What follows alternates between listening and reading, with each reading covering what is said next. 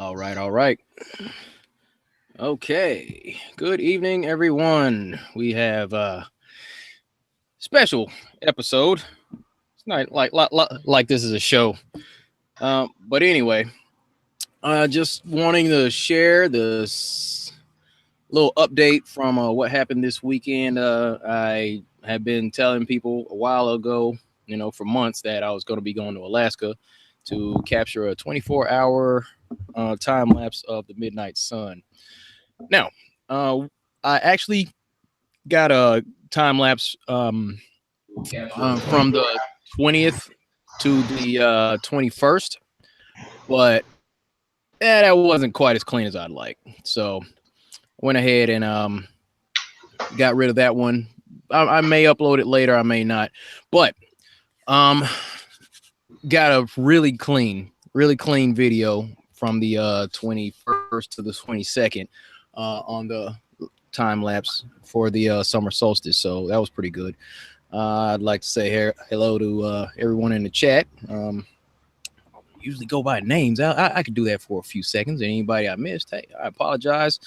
Glad that everybody's here. What's up, Daniel Reza, YG, Conan 68, Joe from Cali. What's up, man? Ollie Rendon, C Roach 412. Bad reception. Yeah, there was bad reception out there. Not too many items. Toke, what's happening? Tim Bakersfield Paranormal. What's up, Chris? Jay Gatling or Jerry Gatling, Jerry B. Everything is a lie. Yeah, most everything. Hey, Candy, I see you. Nemo, what's up? Roy, Miguel Mojica, Frankie B is in the house. Cecil Tia, what's up, homie? Lisa Armstrong, Kevin Plowman, thanks for bringing the pizza. Tom Lopez, what's up? Deborah, Mr. Dex. All right, Clayton Holmes, Tone Loke. All right, cool. Wild thing. All right, Miss Deborah, how you doing? Jacob Morley, what's good? And of course, we have Annie Cruz, free-minded. Groot has eyeballs. At any rate, like to thank everybody for coming on. Morpheus D, what's going on? All right, so the situation in Alaska that came about because, well, I kind of live out of my van, so I've saved a little bit of money, so that affords me the opportunity to, buy more tickets to go travel. So that's what I chose to do. So in so doing, I decided that one of those things that I wanted to check out was, in fact, the 24-hour live feed or 24-hour sun in Alaska. That was something I'd never seen before. That was on the bucket list, and I just wanted to check that off. Also, I wanted to get a time lapse because we've all probably seen that time lapse on YouTube in these different videos. But here, let me see. Where are we at? Let's get that over there. All right. So we've probably all seen the that video of the sun making a circuit around, and looks like someone's recording from the center. So I kind of wanted to do something like that myself, if at all possible. So what happened? I get out there. Chris picks me up, and we head out to the spot. It was called Murphy's Dome. We're up on this hill, being destroyed thoroughly by mosquitoes. I know in Alaska you wouldn't really expect mosquitoes to be all that bad, but yeah. One of the first things I noticed when I got off the plane, it was about 82 degrees. So I got off the plane and I was just freaking out because it was nice and warm. And as time progressed through the evening, it was like 10 at night. The sun was still up, looking like it was bright enough to be like 3 in the afternoon, but it was just weird. So I did some live streams from Facebook, did a few live stream updates on YouTube, and just updated videos just to keep everybody in the loop about what's going on. This evening, by the way, I'm joined by Ron Hagberg and Mike Helmick. I trust these guys with the information. I just started a group really quick to kind of spread this out to these guys, because they're good at as far as tracking the sun, doing the whole technical aspect of this thing. I was just out to collect data and kind of pass it off to these guys, and we'll just do some brainstorming. So that's what we'll be doing a little bit later. We might be joined by Chris should be hopping on later. Dave Weiss, DITRH, he'll probably be hopping on a little later. I shot him a link earlier. At any rate, so we went to one site, and I set the camera up. I had a swivel mount set it to 15 degrees every 60 minutes. So I would have to get up every hour to change the P900 because I would do 50-minute intervals on the time lapse, hit the button, go back to the car, try to take a nap, write down and all that, just capturing data. It was really basic, real old school style of capturing data, but it worked out. The first day we got about 14 hours of good footage, and then like the last 9 hours or so, the a lot of clouds popped out of nowhere. They started spraying, and we lost visibility to the sun for quite some time. So it just wasn't as clean. So we hopped in the car and we rode about 3 hours south to another spot, and we did another time lapse. But between that, of course, we had to, go shower up, get a little nap in, and regroup, go grab some more food, and head out to the other spot. Luckily, the kindness of strangers out here. Yeah, gentleman in the chat, he showed up with us, and my man Kevin Plowman, he showed up, brought us some pizza out there. We sat and chatted for a while, and he and his wife endured the mosquitoes, the onslaught, and we really appreciate that. But so here, let me go ahead and get into this thing. I'll show you a quick presentation about how things played out. And this, what I'm going to pull up, it's as soon as I got off the plane, I had to go find somewhere to sleep, woke up, and I was ready to go. Slept about 9 hours last night. I was beat because, like I said, we were just in the car, take a quick nap, run back out, hit the button, capture data, and that's what it was. And, really analog about the whole situation, but it's all good. So what I'm going to do is pull up the presentation. Let me get back in here and do the screen share. Penny J, I do appreciate you. Thank you very much. Go back over here to the Hangouts, start the screen share. All right. Start screen share from a desktop. All right. Real quick, everybody let me know if you can see my screen. I'll go back to the view page to see. Okay, good. I see. All right. So now I'm going to start the time lapse. I'll show you. Okay. So the first thing I did, now you'll notice this pole here. Okay. What I did, I just did a 360 pan around the area that we were at just to show you the terrain. So there was that pole there, and we continue the 360. You can see this tree line here. Remember these trees. That'll be familiar in the future. All right. And then there's this hill. Hold on now. Then there's this hill. Check that out. Remember that the sun dips down below that hill back into the mountain range in the distance, and comes back around this area right here. If I can get this thing out of the way, right, that area. But then the sun goes back in the sky, comes back around, and you see this pole again. So the next thing, I'm going to show you the entire time lapse. So this is the sun making the circuit, the same path. And what happened here, we had to put a little tree. We took an old dead tree, we propped some rocks around it, sat it up so you would have a known point while we're doing the time lapse, because there was like no clouds in the sky. The sky was almost too clear, so we had to have a known point on the ground where you could see the sun moving. All right.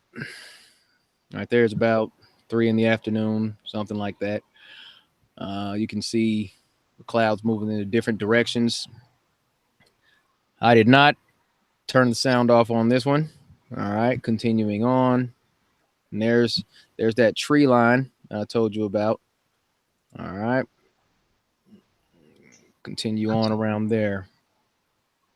All right. I had to adjust the camera a few times while I was following the sun around because it didn't go in a perfect circle where I could just leave the camera at one angle. Then I had to straighten it out right here. So you can see it never went dark. Like right here, it's like 3:15 in the morning. Okay.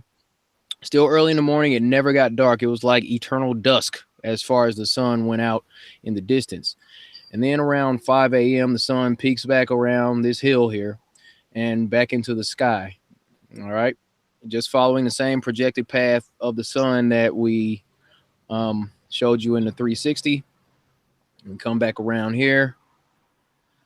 And that was all right. And that's that same poll that we saw earlier, showing that we did, in fact, do a 360. Now, that was what I wanted to see. That was what I wanted to document. So, in addition to this video, okay, we started at 1 p.m.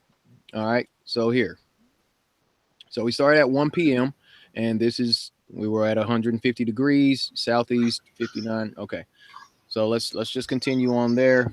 And I kept these pictures up for a few seconds at a time, just so you would know, while I'm trying to link the pictures to what we're seeing in the time lapse, just showing you what's going on. So each hour on the hour, I would take a picture of where we were while we're capturing the time lapse. So I'm taking pictures with my phone, doing the time lapse with my P900.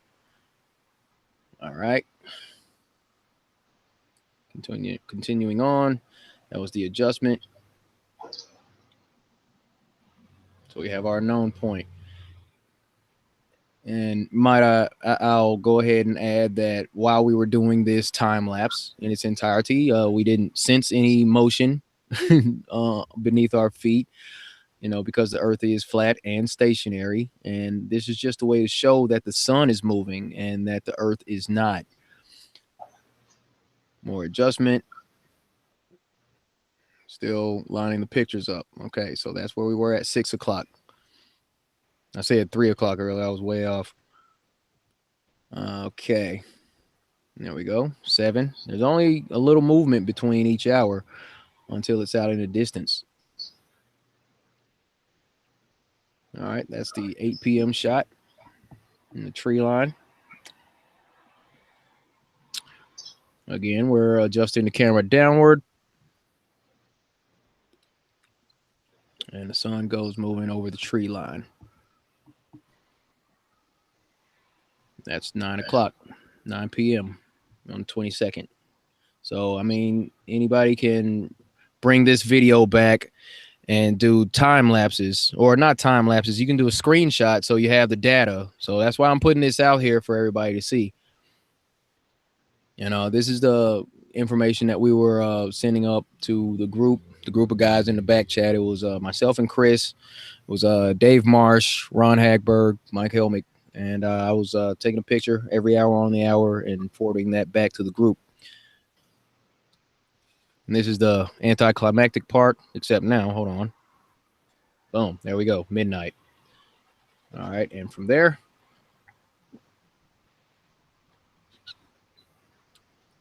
as I said in one of the video updates on YouTube, that we would lose visibility of the sun behind the mountain range for a little bit. And, that's me and Chris out getting in and out of the car, moving the car around at 2 a.m.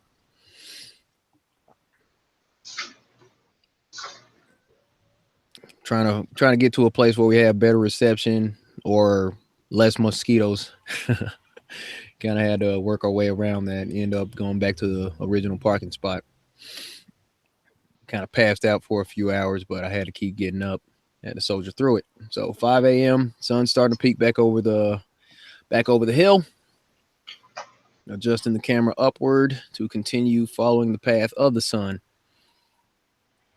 Rained for a little bit there at around 5, so I had to wipe the screen off.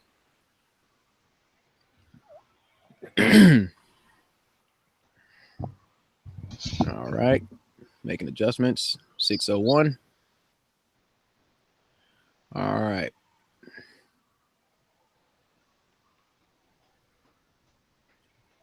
That's 7 a.m. over the road there. All right, we're back at 46 degrees, northeast bearing, and we'll be facing southeast from our position in just a little bit, back to our original position by the pole. 9:01 a.m. or 9 a.m. in 1 second, that is.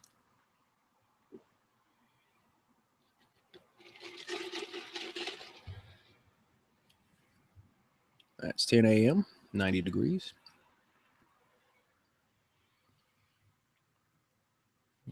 right. And this is about the time where the sun was almost overhead, slightly overhead. And then we got back to the known point, which was the orange pole there by the street. And, you know, we just decided to do a couple more hours for good measure, a whole 24 hours since we started at 1. Go ahead and finish at 1. And then I had to be at the airport, at like 4:30. So that's it right there. All right. And that brings us back to our starting point, back southeast.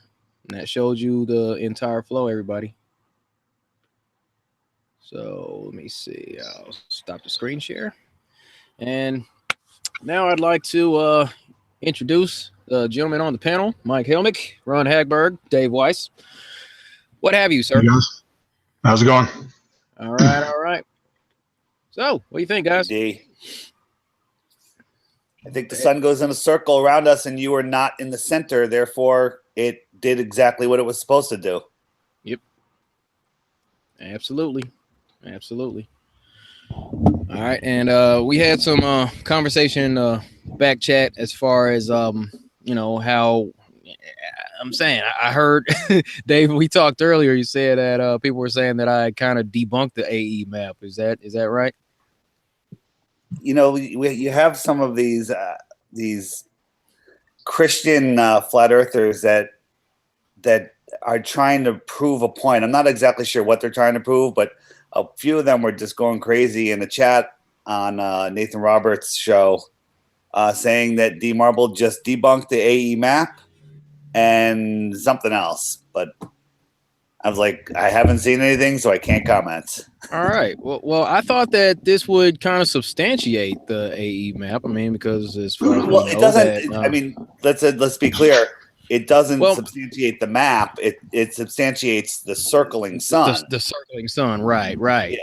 And that's what is shown on that one map that we've all seen, that graphic that Rob Skiba did, where it shows the sun going around in a circle. So that was that. Yeah, I wasn't trying to debunk anything. I'm not trying to prove a map, but I did want to go check out the circling sun and, go document that for everybody. So that's it. So when you saw the sun, when it went behind that tree ridge, if you had a drone, put it up a couple hundred feet, you'd be able to see the sun again, in your opinion, right?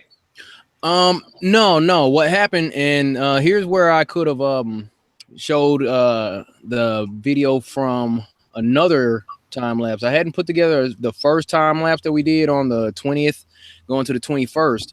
There was a point where we were there and we actually got really clean footage where the video shows the sun going behind the tree line and the mountain range and all that. We still had visibility of that because we were further north from where we were in the one that I just showed. So I may be able to throw something together real quick. You guys chat amongst yourselves for a few minutes. I might be able to pull something together real quick to show you.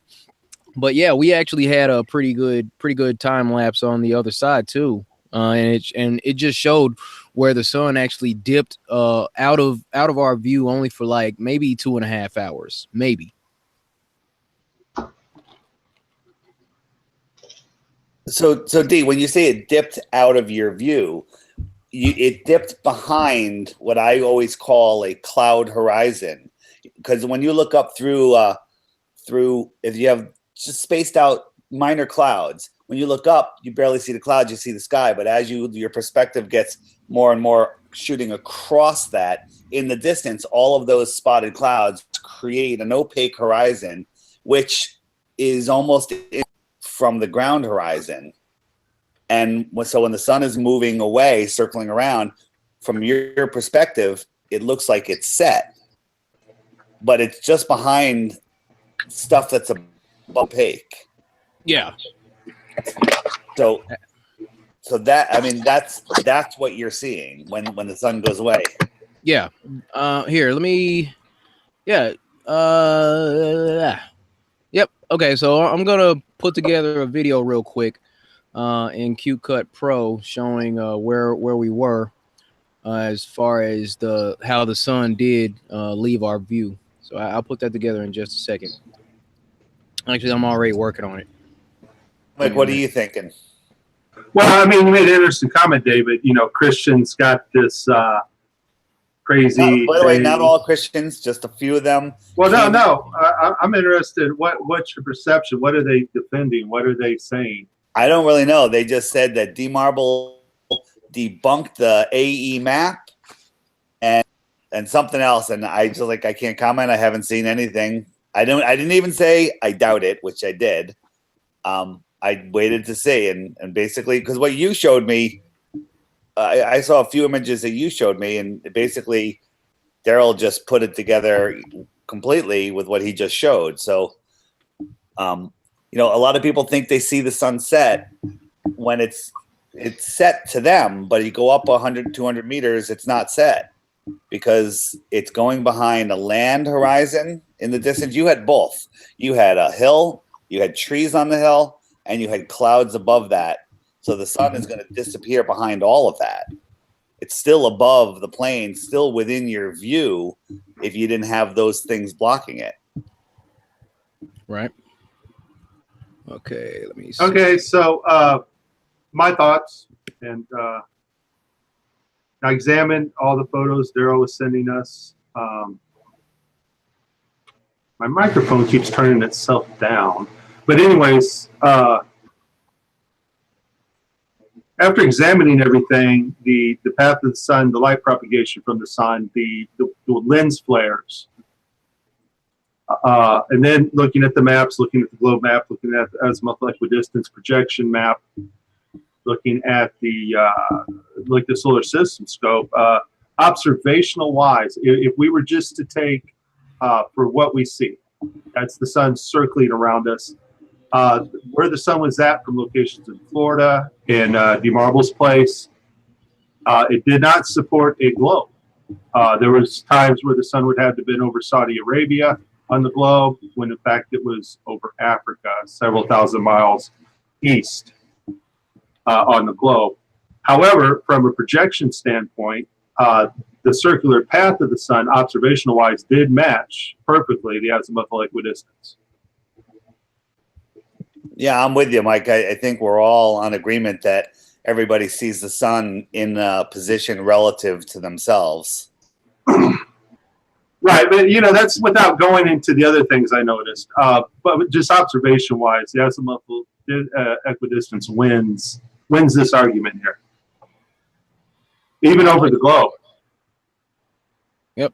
Okay, guys. I don't have the times to go along with this, but I'm gonna do I'll go ahead and do a screen share real quick and show you what I pulled together for our time lapse on the 20th going to the 21st. And this is okay, let me see. What was that? All right, I'll get this one real big. All right, everybody see? This is what we got. So this started at about 11, maybe a little later. So we watched the sun go back into the distance, and I mean, we lost visibility for maybe a couple of hours. That was about it, and it was just off in the distance behind the wood, and it just came right back. You see, and then came back above the hill. It was perfect. That first few hours on the other side, it was perfect. See, just came right back up at the hill at the perfect angle we needed. And that was around, I stopped it right here because that was around the time where they coated the sky, and we couldn't see jack after a while. But yeah, that's what we saw, man.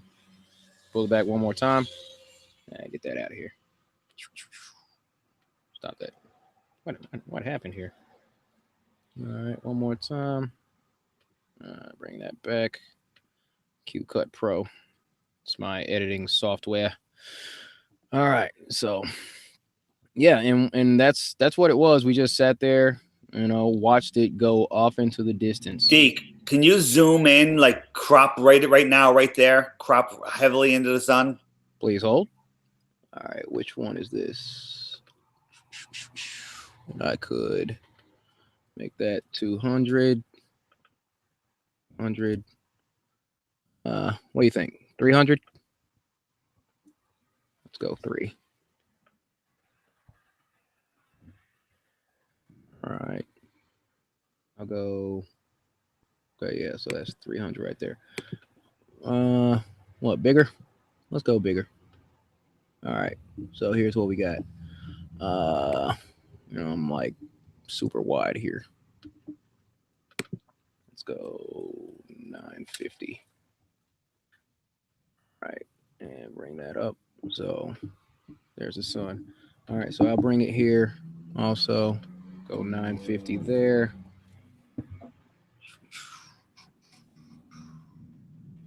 Also, I'd like to thank everyone for hanging out, being so patient with us while we do some on-air tweaking. 950 here, 950 there, and all right, that should. All right, how many is that? It's these two. All right, so yeah, that's the one we want. That's the one we want because that's the one where it did go back behind the horizon. But I mean, still, we never really lost visibility of the sun. You know, Right, but when you say horizon, the true horizon is if the globe or the globe Earth was perfectly smooth, and that's your horizon, or even the flat Earth was perfectly smooth. We've got hills, and you got a mountain back there. It looks like, and then you see how all those clouds are just building up, and it's geometrically progressing in thickness of atmosphere.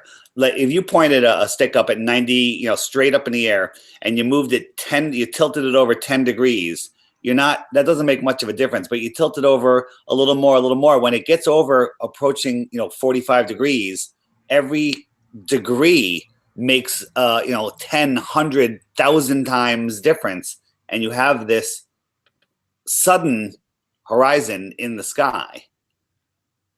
Yep. Let me see. 950. It was -2. Well, it doesn't have to be perfect. Come on, man. Just relax. So yeah, that was it. I mean, we honestly look here zooming in. We never really lost visibility. Right, D. But right there, all of those that ridge line, that's above your eye line, right? Mm-hmm. Okay. Yep. So, yeah. Well, you guys want me to smooth it out here? No, I'll smooth it out in the back. While you guys chat, and I'll represent in a sec. So, is everybody having fun? How was your trip? Hey, any bears? No bears this time. It was really really cool situation. I was just kind of freaking out. Eaten by a bear. I was waiting for the news story.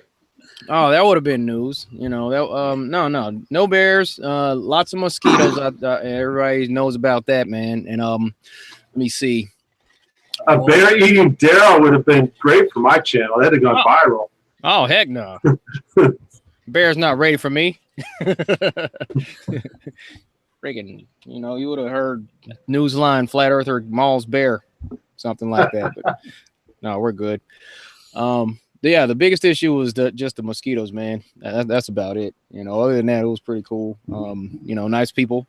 We didn't have a whole lot of leisure time to go check out any of the solstice festivals or anything like that, but it was cool. It was cool. Can't complain. I'd do it again. Honestly, honestly, we were talking about maybe next year, getting multiple teams out to do observations. I mean, just to get this information compiled from different perspectives for the community, so we have a better idea of where the heck we are. Well, we need that 24-hour sun at the South Pole. Yeah. That the alleged 24-hour sun at the South Pole. That's that's what we need to see. I've been looking at evidence of that. They're cutting the video off for another reason. There's something else going on at the South Pole. It's different than the North Pole. Yeah, there's no 24-hour sun. Now, I believe that there's 24-hour daylight, but daylight and sunlight are different things, as many of us are now realizing. Well, David, Jaron had some things on there where the sky turned white, and then they cut the video feed. It just turned white. I've got the sun skipping in the South Pole video. I just think there's something else going on there, and that's why they're all stationed there. There's something about it. Sure, there's either the edge of the dome or more land or something else. That's what something's going down there huge. Yeah. Yeah. So what it is, we don't know. The North Pole, we only have the dew line, the distance early warning line, and that's it. Even Russia, when they dug our station, they built it along their coast to face California, along the west coast. So, East Coast, so they could track what we're doing. But Russia's never protected the North Pole. Just recently, last year, they built their first radar station there. They've never been concerned about anything coming over the North Pole. Neither have we. And but that still doesn't negate the fact that some really stranger stuff are going down in the South Pole.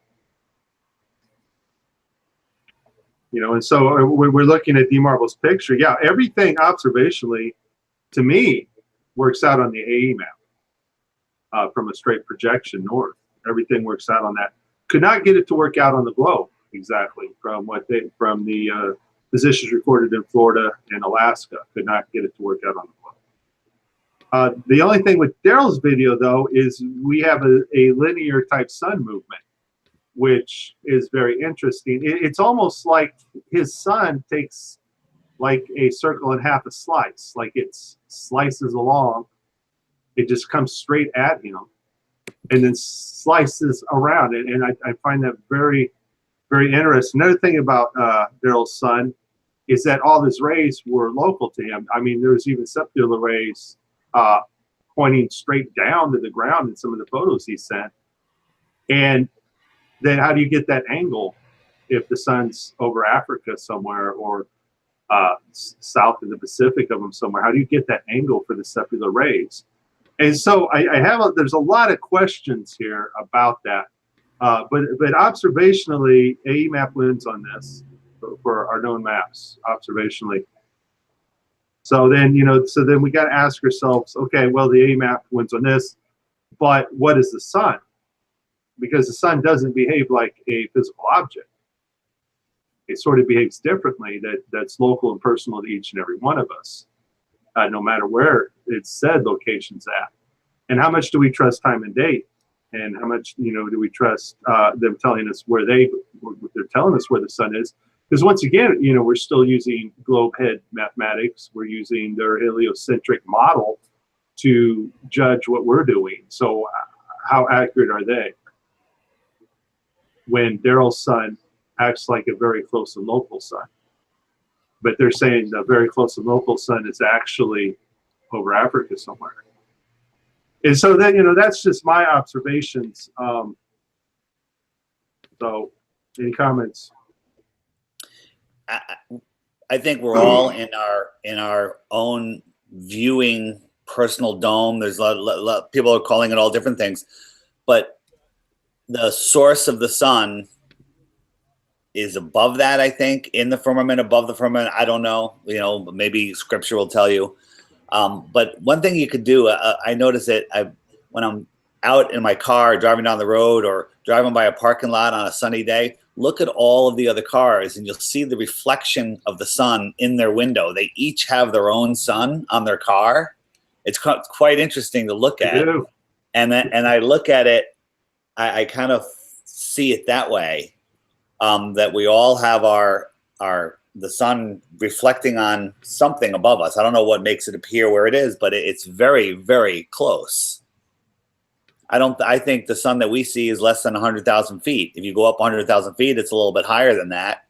But from our point of view on the ground, I think it's literally just above the clouds.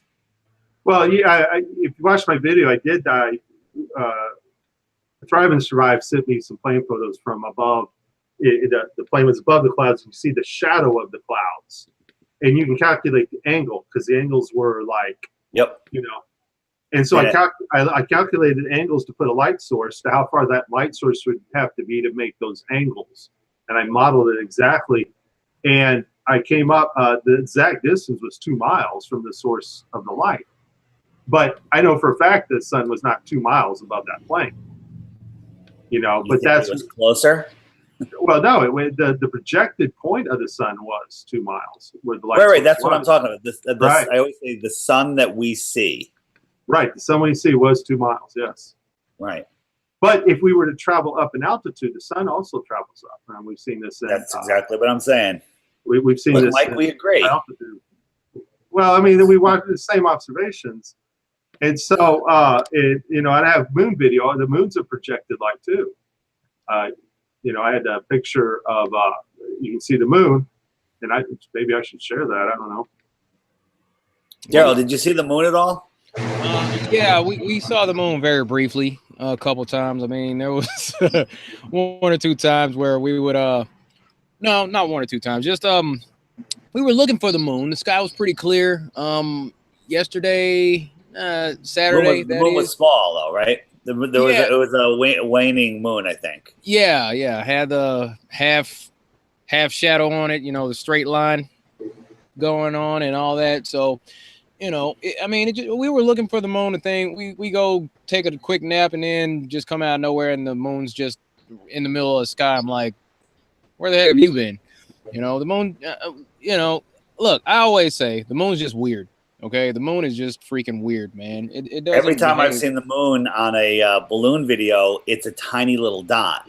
It just the moon is weird. That's science. Yeah. Are you 100% sure on that, D? The moon is weird.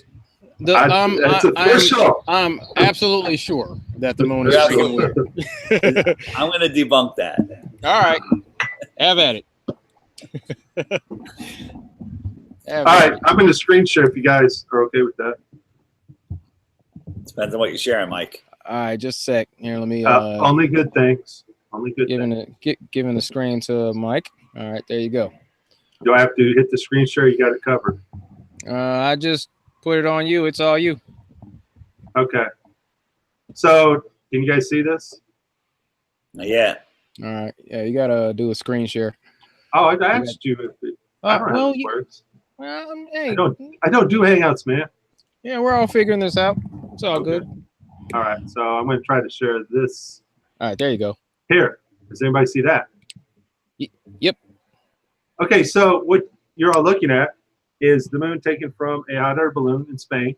The balloon is at 38,000 feet, and this is the moon. One thing we got to come to terms with when we are doing. We're not seeing the moon, Mike. Hold on, Mike. It's saying there was an error loading your app. What the heck's going on here? All right, let's try it again. It's Google. Hey, I know, right? D, Craig Oliver threw $20 in a super chat, so thanks for chipping in towards the Flat Earth expenses. I really appreciate it. Yeah, thanks for anybody that gives to D, because Alaska is not cheap. Mike, he's going to split it 3 ways with us, though. We get it. Really appreciate it. Yeah, absolutely. Do we see a moon now? All right, hold on. Let's see, Mike. All right. Penny, thank you, Craig. I really appreciate it. Thank you all. No, it's saying there was an error loading once again. What the heck, Mama. Man?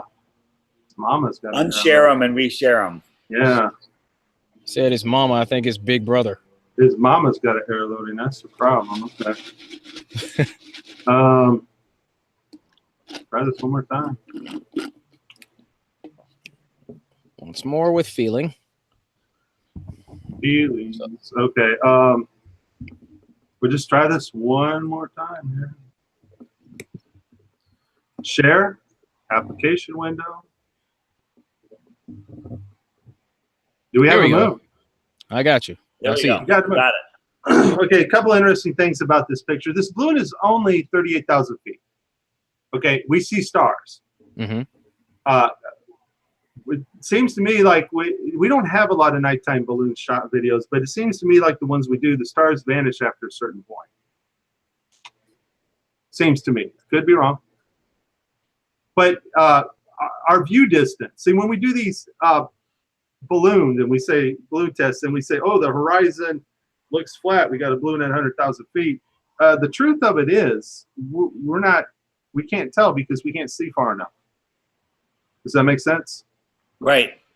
When you're looking at a balloon, when some people say they see curvature from a balloon, for one, you're seeing in a circle, which we all talk about. You know, you can see the same distance in all directions. But the other thing is, you're seeing past the light sometimes. Sometimes it just becomes dark, and that creates a fake horizon way closer and way below the camera's sight.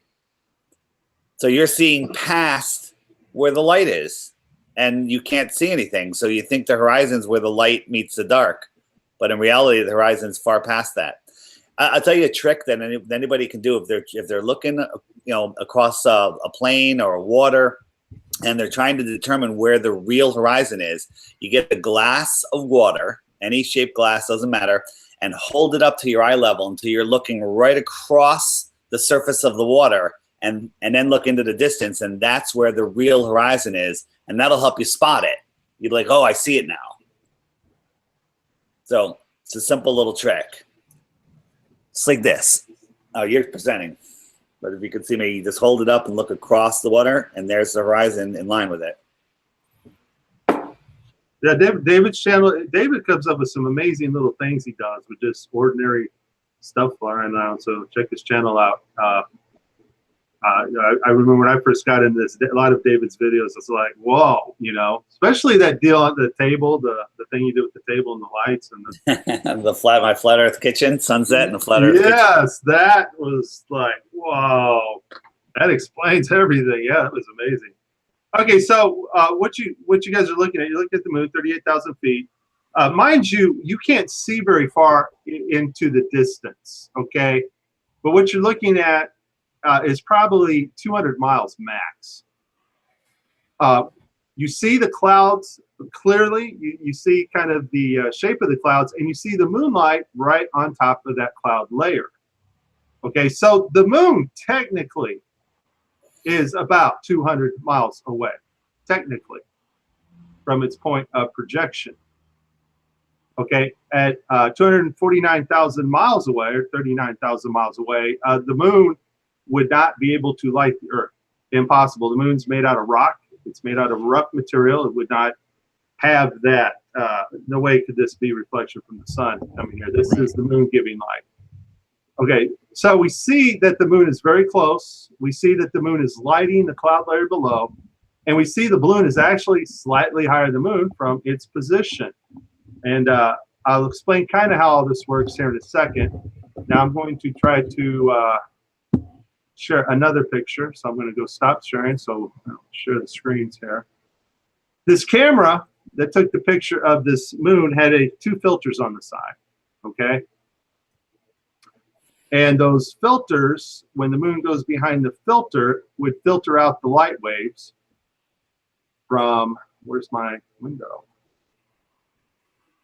You gotta be kidding me, really?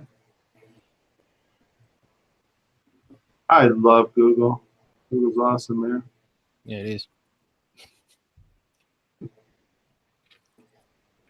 Okay, everybody see this? Everybody see my screen? Yep. Yeah. Okay, so the moon is over on the side here now, filtered by the side camera filter. And the first thing you'll know is that the light that the moon had is completely blocked out because those light waves are being blocked out by the filter. We still see the light of moon on this, and it looks like, and you see the spot of the moon here. But so this whole thing is a projected image. It's like somebody's taking a big flashlight and shining it down on Earth. And that's exactly how our sun works. Same size as the moon, works exactly the same way. So the sun and moon are both projection images.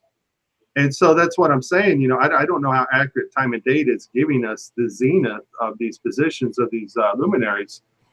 and exactly, when we use their data, it's that data is always suspect to being wrong. Yeah, So that's what I was. Sorry, go ahead. Okay, so a couple more interesting facts about the sun and moon.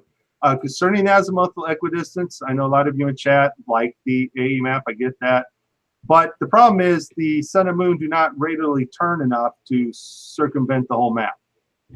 It's about 15 degrees from sunup from sundown, and that's a day and night cycle. So radially, it's not going to make it around.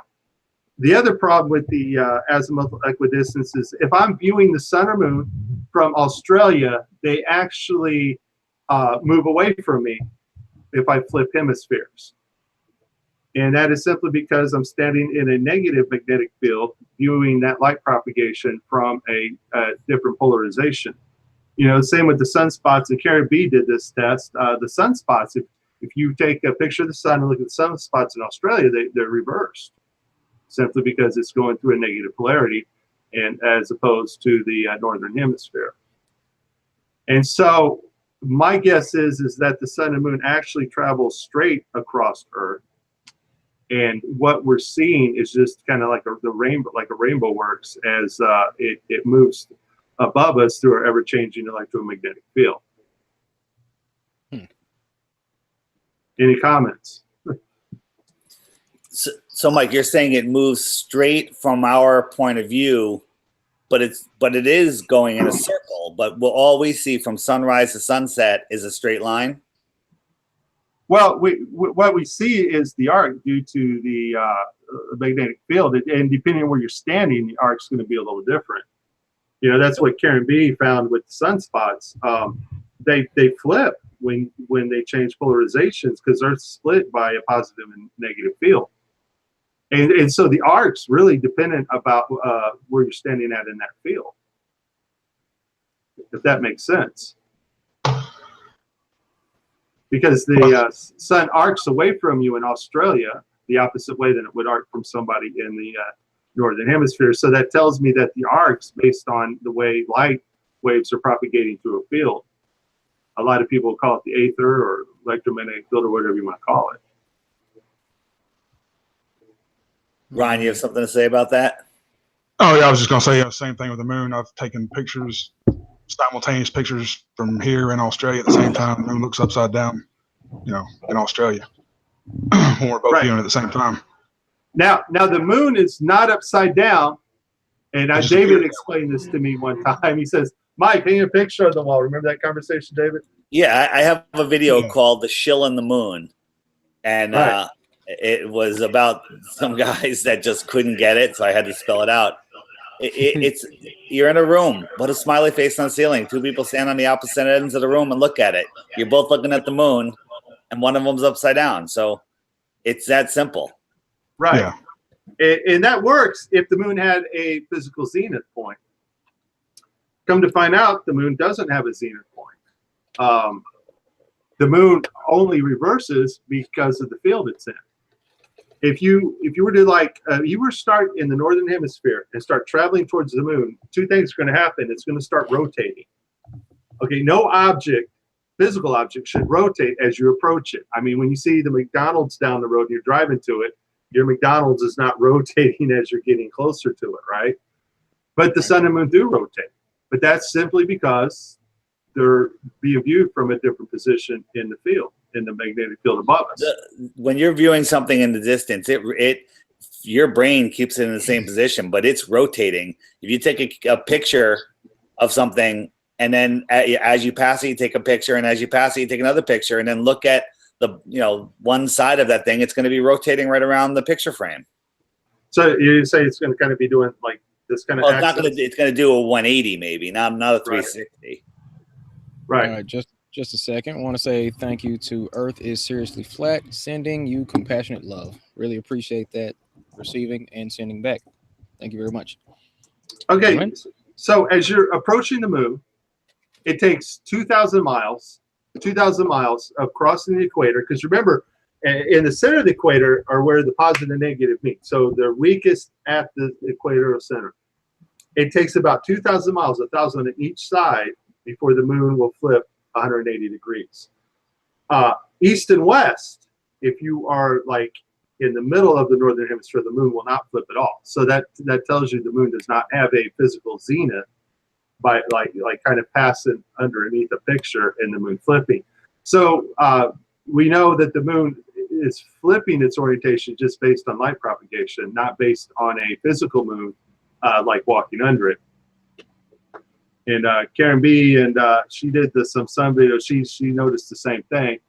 And I think Flat Earth Core is going to be doing some more studies into this type of thing. But and so that's just kind of how things work with the sun and moon. And so when we're looking at Daryl's video, and I'm looking at this linear straight shot back towards Daryl, yes, everything where they say the sun and moon are at from their positions, work on the azimuthal equidistance, but we don't understand how to factor in the optics of light waves going through a magnetic field. And that's about what I have to say on that. All right, what you got, Ron? Well, if I could screen share a little bit, I could show you some of the stuff I found with the our different pictures and our azimuth directions. All right, you got it. All right.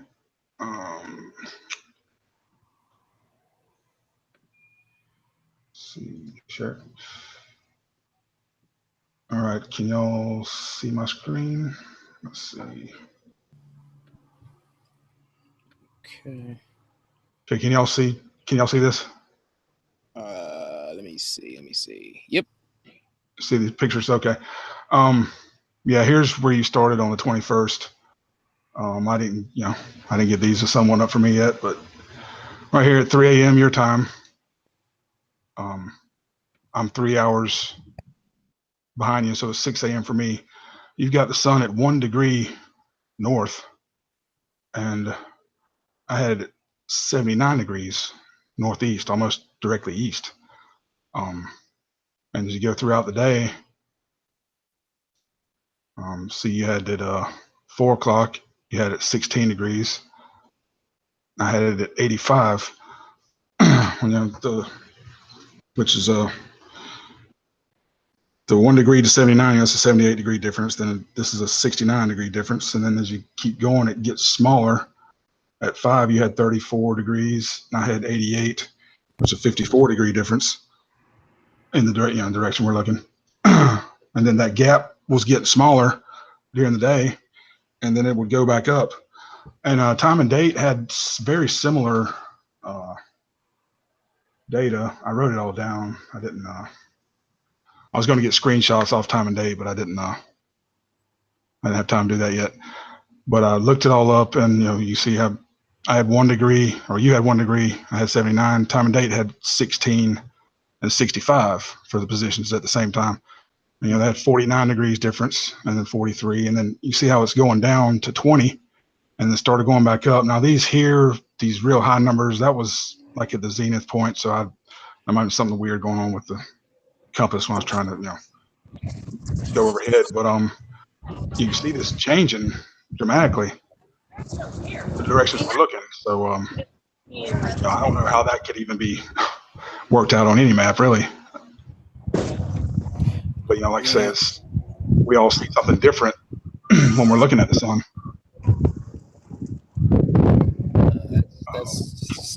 I would have to agree on that. That's kind of where I'm gonna chime in and give my agreement there. I'm thinking that we all kind of have our own personal experience with the sun, honestly.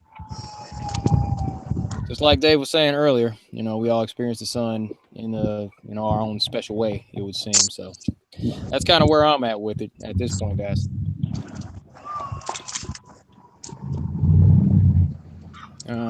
Looks like Chris just joined. Can y'all hear me on there now? Yeah, man. How's it going? I did track on the point that Mike was making, because that was one of the things that, as far as the observation, that was a little bit different. Because in actuality, just like a projection, the physical object will flip when above head. Because as an example, if you took a big coin and placed it far above head and had somebody stand opposite of each other on that coin, they will observe it above head from a different angle. Yet it will still be the same coin. And the same will happen also with the projection. So the physical aspect of actual observational aspect, what we perceive would act in the same manner. Yep. Yeah, and I was another. When the moon is kind of low in the sky, when it's going rising and setting, and it's more to the south, and it's not straight overhead. To me, that's more like if you had a picture up on your wall near the ceiling, and you walked left to right across the room. That's your orientation is not going to change. Overhead it would, but when you're looking out at say a 45-degree angle at the moon going by, it still appears to rotate the same way. Which that's, I don't know. It seems to me like it actually is rotating. Yeah, because that was another aspect that we were speaking on while we were doing the observance, because looking at it from a vertical point throws it all the way out, which definitely disproves the globe, because that would have the northern and southern hemispheres looking at it from an outside point of view instead of an overhead view.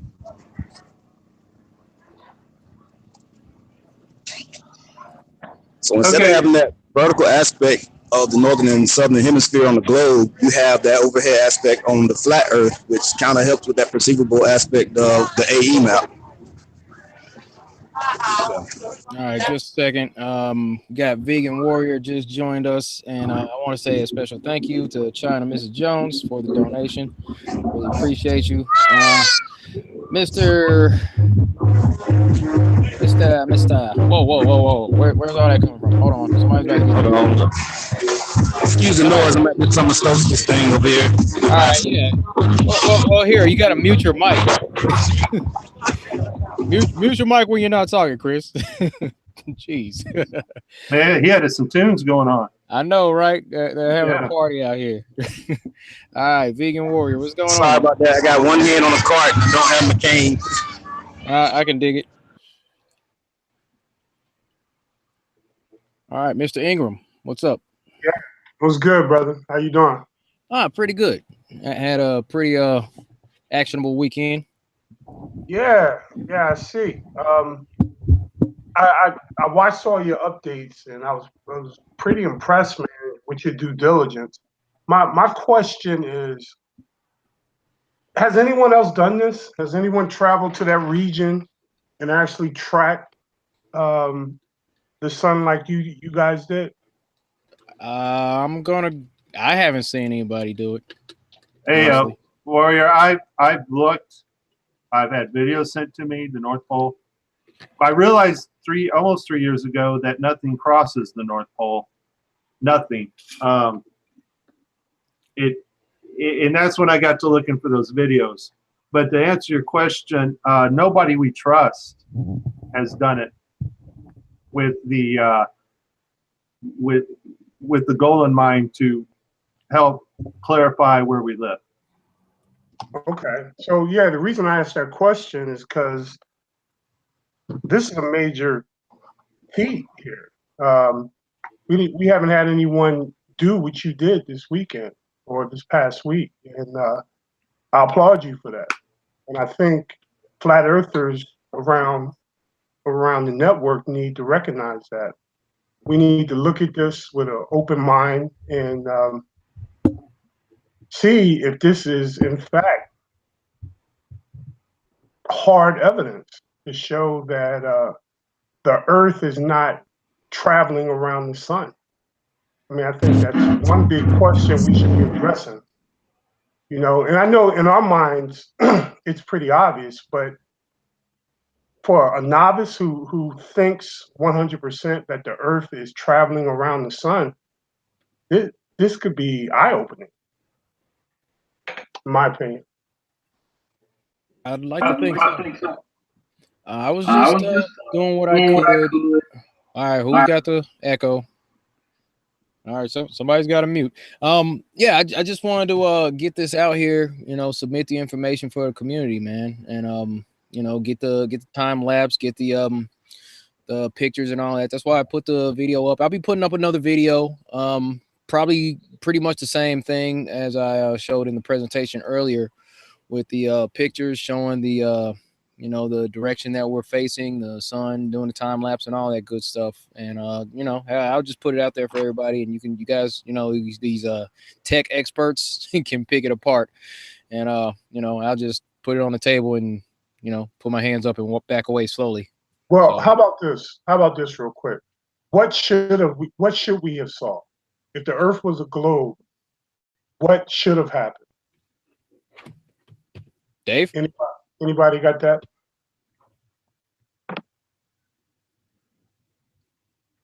Sorry, I was muted. What was the question, Vegan? What should have happened if the Earth was a globe in this experiment? Oh, the same thing. What do you mean? In the north, if the Earth was a globe, you would have a 24-hour sun. Okay. In the south, you would not have a 24-hour sun.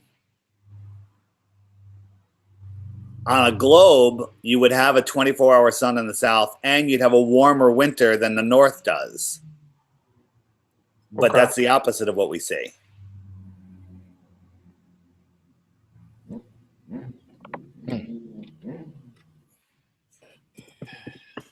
Let's see, what was the latitude? Okay. So, and you're saying that because technically in the globe model, the Earth is actually on an axis, and that's why you should have that result. Is that one of the reasons? Is that what you're saying? Well, we're told that the 24-hour sun is because of that.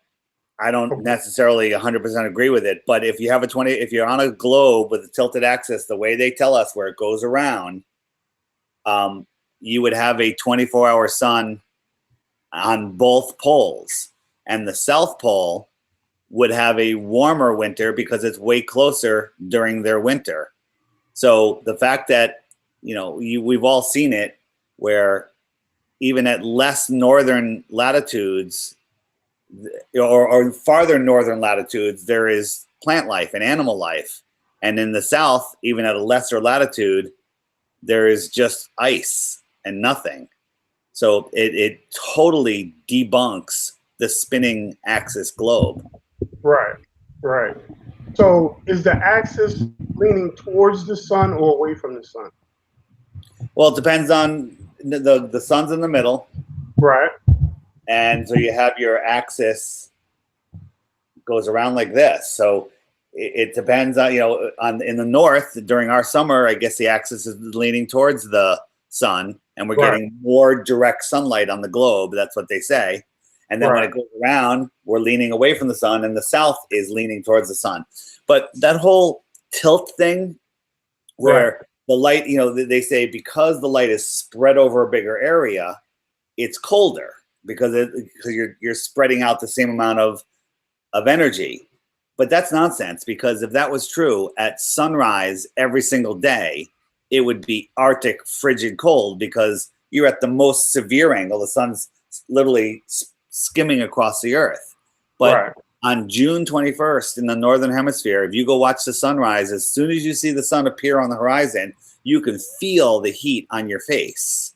And then you wait 6 months later to December 21st, you pick the highest point that the sun goes in the sky that day, and you stare at it, you can barely feel the heat on your face.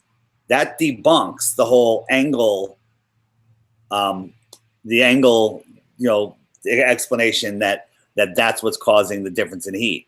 It's utter nonsense. Hey, David, it being tilted 23.5 degrees, wouldn't that put our equator kind of like horizontal oblong?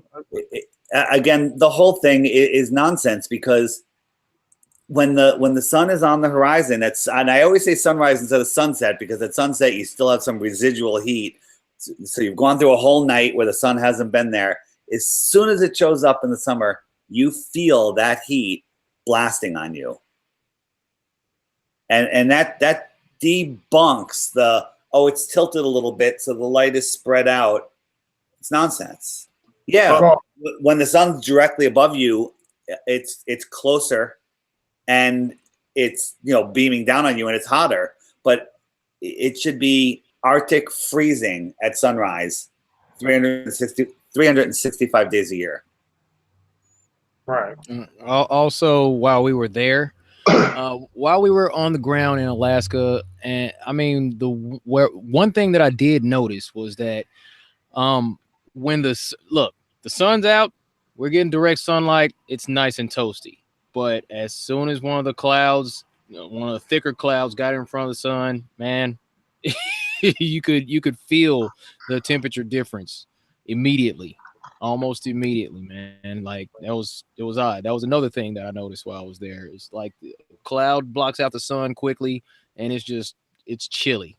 And once the sky would clear up for a little while, it would be like 80 degrees, no problem. But the temperature fluctuations between when the clouds were blocking the sun and when it was clear, totally night and day, pun intended.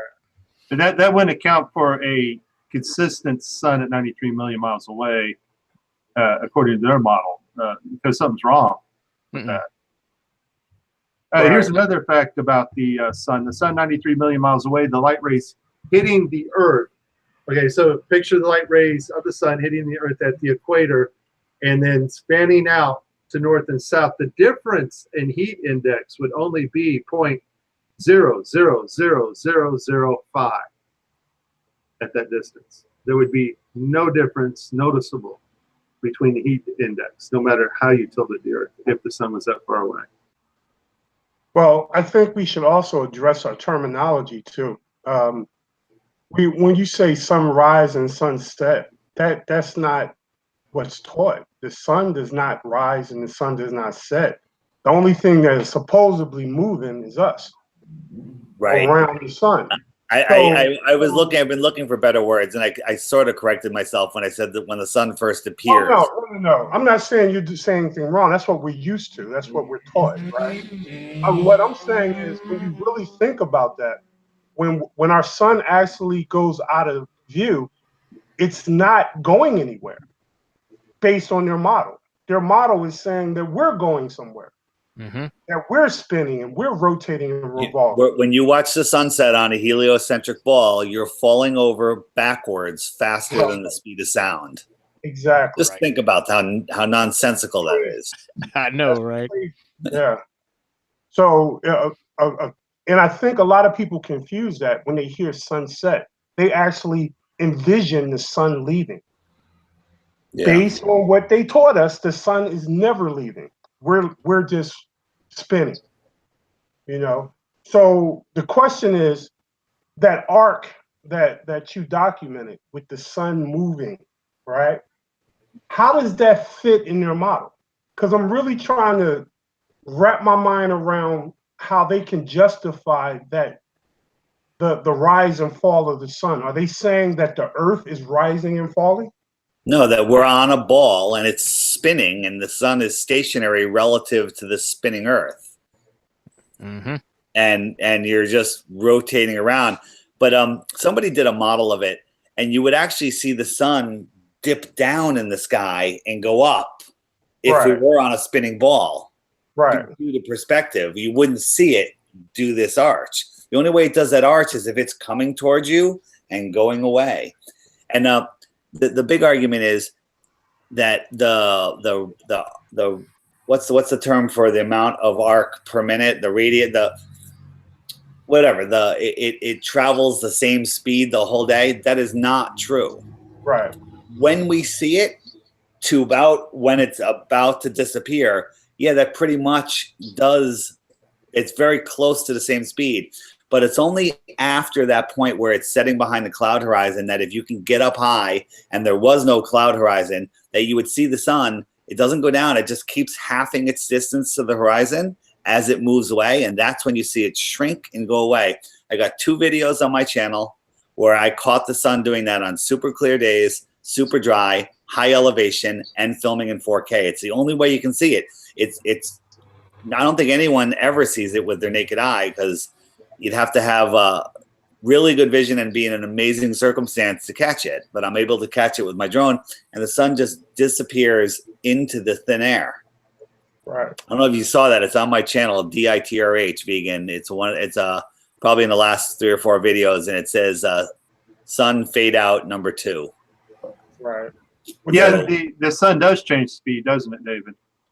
It slows down just when it gets above, just when it's close to the horizon.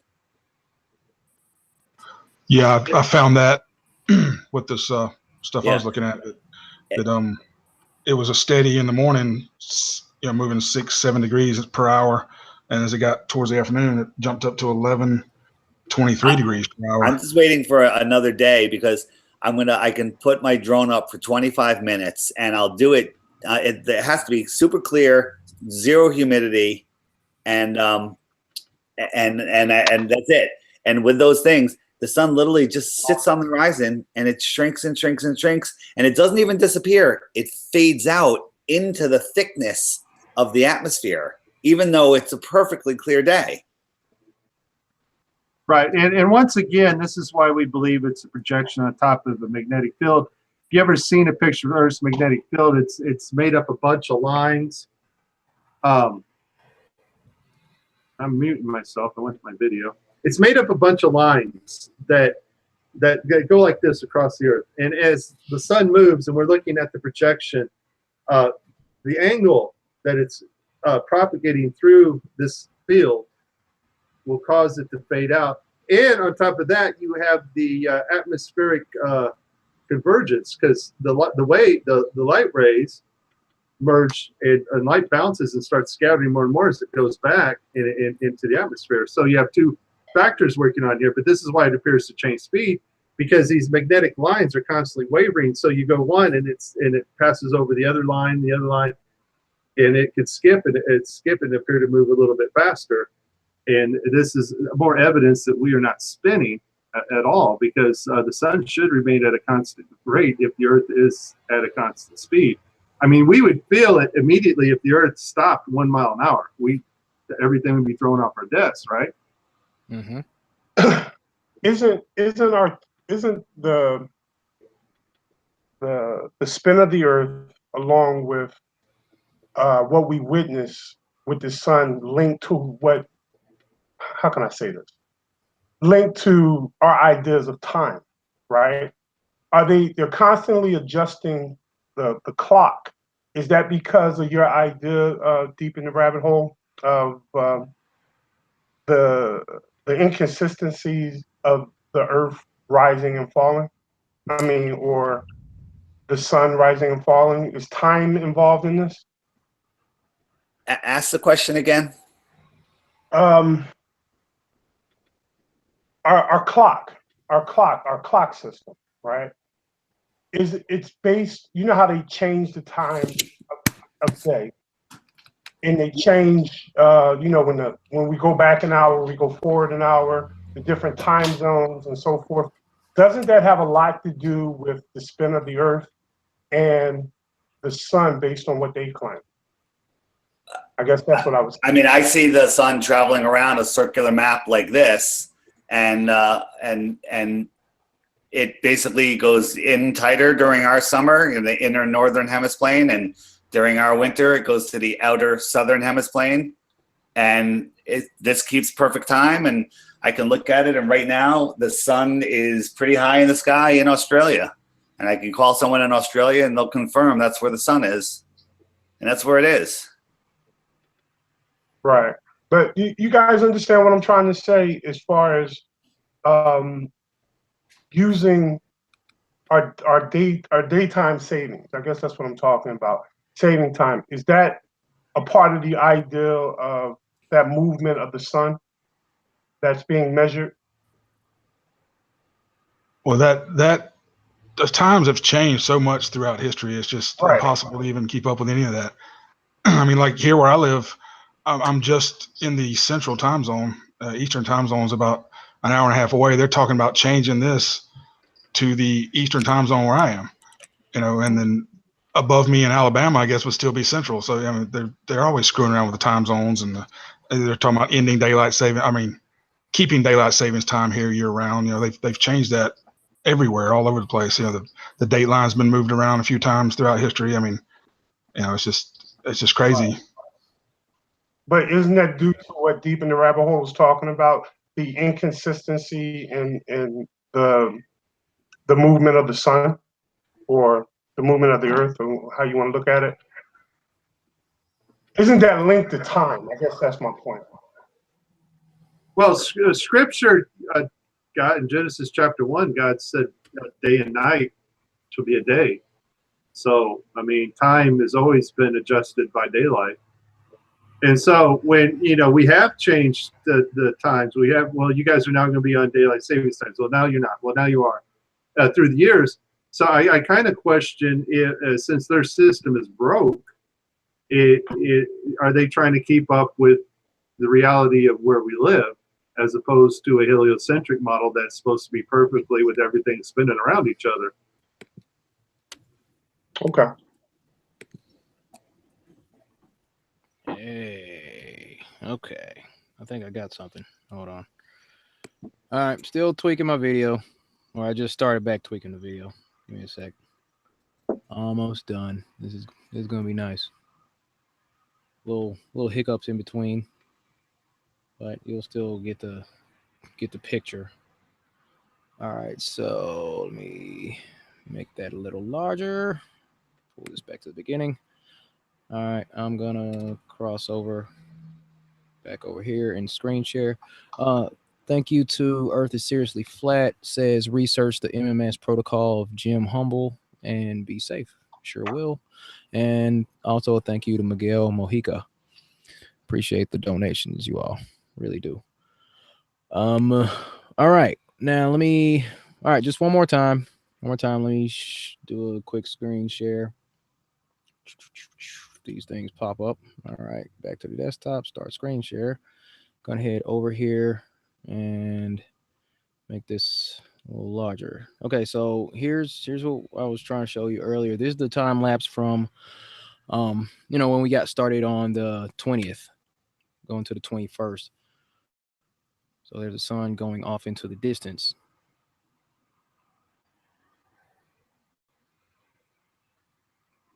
But from what I'm saying, we never really lost visibility on the sun.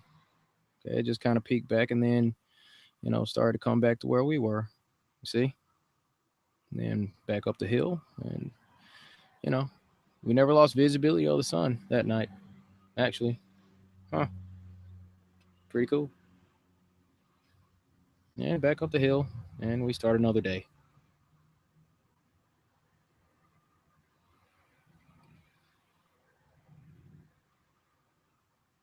All right. Okay, that's all I got. Just wanted to interject with that one. All right. All right, that's all I got. Go ahead. I'm back in here. Where'd everybody go? I'm still trying to wrap my mind around how different that is what they claim. You said earlier it's not different, Deep in the Rabbit Hole? Different than what, Vegan? I'm trying to see what D Marble witnessed. Is that different than what they claim? Well, they claim the reason we have a 24-hour sun on the globe is because we're spinning. I don't believe that we would see it the way we see it, but that's an argument that we can have all day, and it's not going to go anywhere. What D did was prove that the sun does go around, and in my opinion, it matches with a circle flat Earth map more than it matches with anything else. Also, Mike Helmick pointed out that there were all of the rays from the sun were very local. You can see that it's not a distant sun. We can tell that we're not spinning. I mean, it's actually at this point annoying to defend the flat Earth at this point because it is so obviously not a ball Earth. And I say this all the time, that all of these things that we come across, they fit into three categories: works on a ball Earth, works on a flat Earth, works on both. This is one that you could kind of explain on both. So it doesn't perfectly prove one or the other. But there's zero things that fall into the works on a ball Earth only. That's very telling right there. Right. 90% of our just observation visually can be explained just by heliocentric model. But when you start taking apart the gravity, when you start taking apart the angles, when you start taking apart this model, none of it works. Just the simple observation of what you see works. Even if you were to put the stars and model a ball spinning, the stars do not converge and diverge like we see here on Earth. Okay, they converge and go down under. That's what it doesn't work on a ball. And so just a quick observation to the unsuspecting person. Oh yeah, we live in a ball that spins. But when you start taking apart the elements, nothing matches, nothing works. Yeah, plus with that 90%, you got to have an imagination. Because when you start talking about an invisible axis that defies what they say is gravity, you got a conflict, you have a contradiction. You know, so how can you have gravity and then have an invisible axis? It doesn't make sense. Right. None of their model makes sense. Now, David mentioned something. First of all, I agree with the observations. These observations, knowing the Earth is flat, is a big win for the azimuthal equidistance. No question. I even checked it on the azimuthal equidistance work. So I'm going to address the elephant in the room. There are a couple maps. Darren Nesbitt, and I could not get him on. He did not respond back to me. He has a diamond-shaped map. And so I'm not going to say much about the map. I understand how his map works, but unfortunately, his map's not going to handle this 24-hour sun. Okay, and his map's like a portal, Earth has portals type of thing, type of map. But his map's not going to survive Daryl's observation here. So if anybody is not familiar with the diamond map, I invite you to, I think it's still on Jaren's channel, to the debate we had with Darren and what's her name, where we talked about the map. So it's probably a 3.5, 4 hour hangout, and you can make up your mind from that. That's all I'll say. Okay, so I'm going to address the other elephant. Oh, go ahead. I'm sorry. To call it a diamond, you got to know the edges, right? Mm-hmm. How can you call something a specific shape if you don't know the edge? Vegan, just take your time one day and watch that video, and you'll stop talking about it. Okay. Okay. Well, here's the other thing. So I'm going to address that other elephant. I guess we got two elephants running around here, pink and a blue one.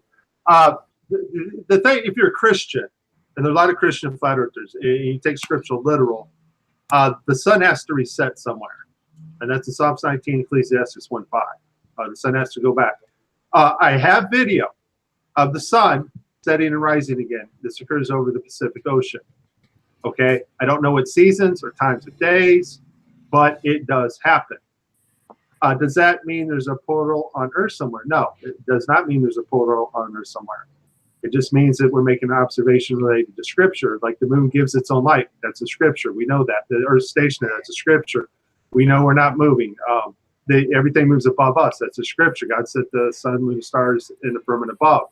Yes, we observed that, but that's a Scripture. But we got a couple scriptural observations that do not match the AE map, and that's an issue for a lot of Christians. And I think that's why they're coming up with the idea of a Pac-Man type map. And so oh, go on. I was going to say, let's go down that rabbit hole. When they say the word set, are they saying that it disappears? The videos I have of the sun, the sun sets, but then you can see the sun rise again, just because of the way the magnetic field wraps it around. It's still one sun, and this occurs in the Pacific. Now, a lot of people, Operation Fishbowl. See, here's the other thing. It would help to have some government evidence too.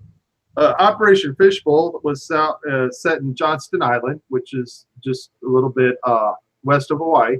And then the other location they were at the same time was South Corrugated Islands, which is just east of Fiji, right? In the Pacific, where just not by coincidence, this is where we get a lot of airplanes, pilots saying they lost their position, or they lost their bearing, or they turned around, or they seen something strange. This all happens in the Pacific for some reason. But you know, just even flights from the islands out there in Fiji to Fiji, And back to Australia, that there's been some YouTube videos put out that some strange things are happening with times.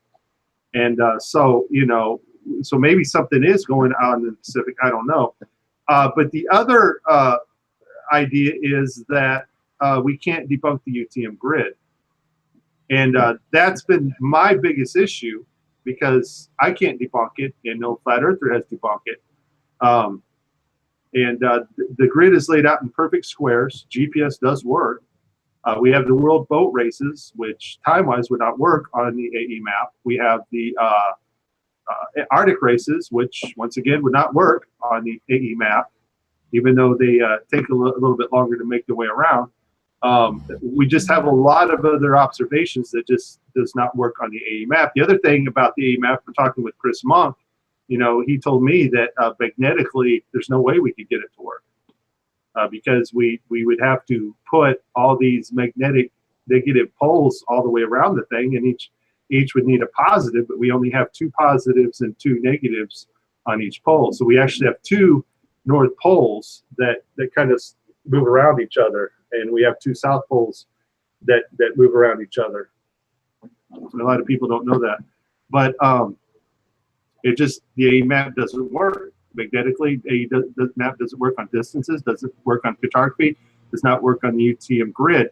But Daryl's observation, the sun, yeah, it works on that from a straight northward projection, works great. So big win for the AE map. And so the other map idea Free Energy has, and he came out with the 2014, but he has suns that his explanation does work for 24-hour sun both north and south pole. The sun does reset on his map, but you know, the thing with me is I know what Scripture says, and I believe Scripture is always going to be right, but I need more evidence. You know, I'm on the fence on the map thing. I'm on the fence on you know, how this all works. You know, when you start saying we have portals somewhere, how are you going to prove that? You know, I can't prove any portals. All we can do is make the observations and know for a fact we can't detect any curvature rate, and know for a fact that nothing in the heliocentric model works, not on any remote level, from the gravity to just the fact you can't put a vacuum around Earth and connect it to a non-vacuum, which would be the Earth, the oxygen, nitrogen Earth's coded in, and expect us to keep our atmosphere. Just none of it works. None of it can be tested. Well, I got questions about what you just said. I guess the issue is, if there is a portal, we're saying that the sun is disappearing and it's going somewhere else. That's that whole Pac-Man theory, right? Well, no, I'm not saying that's the portal part. What I said is I have video of it resetting, right, and then rising again, and then the magnetic resonance of what's left of it sets and it vanishes, and then the sun rises again 2 degrees from that position. That only happens in the Pacific. That doesn't say there's a portal there, though. Okay, right. That has nothing to do with portals. You know, that'd be speculation. The only evidence we have of portals, the portal is going the opposite way. It goes in the northern southern hemisphere. And I was talking about Operation Fishbowl, where they were shooting supposedly nuclear weapons, which I believe they were just shooting high yield radioactive material in there to create auroras. And it's on the wiki. If you go to Operation Fishbowl, look at the wiki. But they would create an aurora like over in Johnston Island. That would be just east of, west of Hawaii. Johnston Island, some little small island out in the middle of nowhere. And the portal, what would happen was the portal would be, they hit it in our magnetic atmosphere, our electromagnetic field. They put that stuff up there, create an aurora, and the aurora would teleport and bounce over all the way to the southern corrugated islands, the same aurora. And in the wiki, it says that wasn't well understood. In other words, they claim to be clueless about that. And so when we're dealing with magnetic fields, and you look at NASA's articles about magnetic portals to the sun, when we're dealing with electromagnetism, yes, it's possible Earth wraps around in a toroidal field. And yes, the 24-hour sun can be explained both the north and south poles with this system. Can we prove it? No, not yet. And you know, but what if we could? What it would do is keep the reality of our current cartography in our miles, and kind of reconcile all the distances that the azimuthal equidistance cannot explain. Right, and we don't have any that's examples of that occurring in nature either, right? portals. You know, if you are a Christian and you believe Scripture, you know, God translated people. People went here from there. According to the theory, in that type of magnetic field, everything could be at the same place as once. And they're even coming this in quantum field mechanics, say that everything is kind of tied to one, and we're kind of all in the same place at one time. Now, I don't trust quantum field mechanics at all. Right. But, I was going to say that's what it sounds like. Yeah. Right. I don't trust that at all. But in a toroidal magnetic field, it's a possibility. It is a possibility. And well, no, I'm just asking, with a toroidal magnetic field, do we have any examples of any of that? That we could say, you know what, we know that happens over there. Maybe that could be the cause for, let's say, the sun or whatever. We don't have any. It's all theoretical, right? Yeah, it's all theoretical, and that's what I'm saying. All I do is have the videos of the sun setting and rising in the Pacific, and that just really proves, okay, well, that scripture's right. That's really only it proves. It's the only thing it proves. Right. You know, and so anybody wanting to say, hey, it's the azimuthal equidistance, great. You know, that no problem with that. You know what I'm saying? I don't have issues with that. You know, I talked to Mike Gwynn. I found him on what's that goofball site? That truthers that debunks Metabunk. What's that guy's name? Oh, Mick West. Yeah, found him on Mick West's site. I gotta talk to that guy, by the way. You got to talk to Mick West? No, I need to chat with that chump. Anyway, go ahead. We need a back alley session with him. That's all we need. You know, hey, we want to talk to you. Come back in. Yeah. You know. But talk to pilot Mike Gwynn. He's a QF2728 pilot. And what that is, that's the route from Santiago to Sydney, Australia. And he sent me all his flight data from the 747-400, and everything, you know, everything matches, everything lines up. So mile-wise and everything. And I got that data directly from his plane. And so we had quite a bit of long conversation, but the problem is he had trouble correlating how's they're spinning and all that, because I said, your plane can't land, buddy. I mean, how do you correlate with all that? And he just couldn't do it. So, but you know, but if you like the azimuthal equidistance, great, you know, awesome. Because I certainly could not hand you something that will prove everything. I really couldn't. So that I'm addressing the Pac-Man model, and I you know, right now for Daryl's observation, what this video is about, big win for the AA map. Yeah, because with what Daryl just recorded, the sun isn't disappearing. It's not going through portals, no Pac-Man issue. So doesn't that kind of throw that theory out to?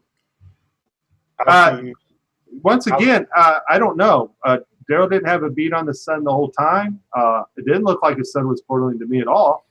And I do have video of it doing it though. But okay. And I have a video from Alaska, but it wasn't during the 24-hour sun. So I don't know. Just because the sun does that doesn't necessarily mean there's a portal though, right?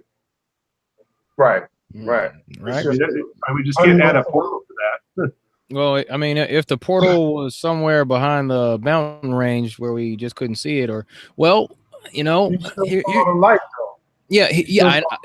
that's what I'm saying. And the whole time, I mean, we were pretty much had eyes on the sun. We had the camera on the sun, and the P900 was taking pictures every 10 seconds most of that time. So, you guys got to excuse my ignorance. Is the Pac-Man model the religious model? Is that what basically how it's going, or? No, the Pac-Man model was the model to account for all scriptures in the Bible and to account for all cartography, so we don't look stupid. Okay.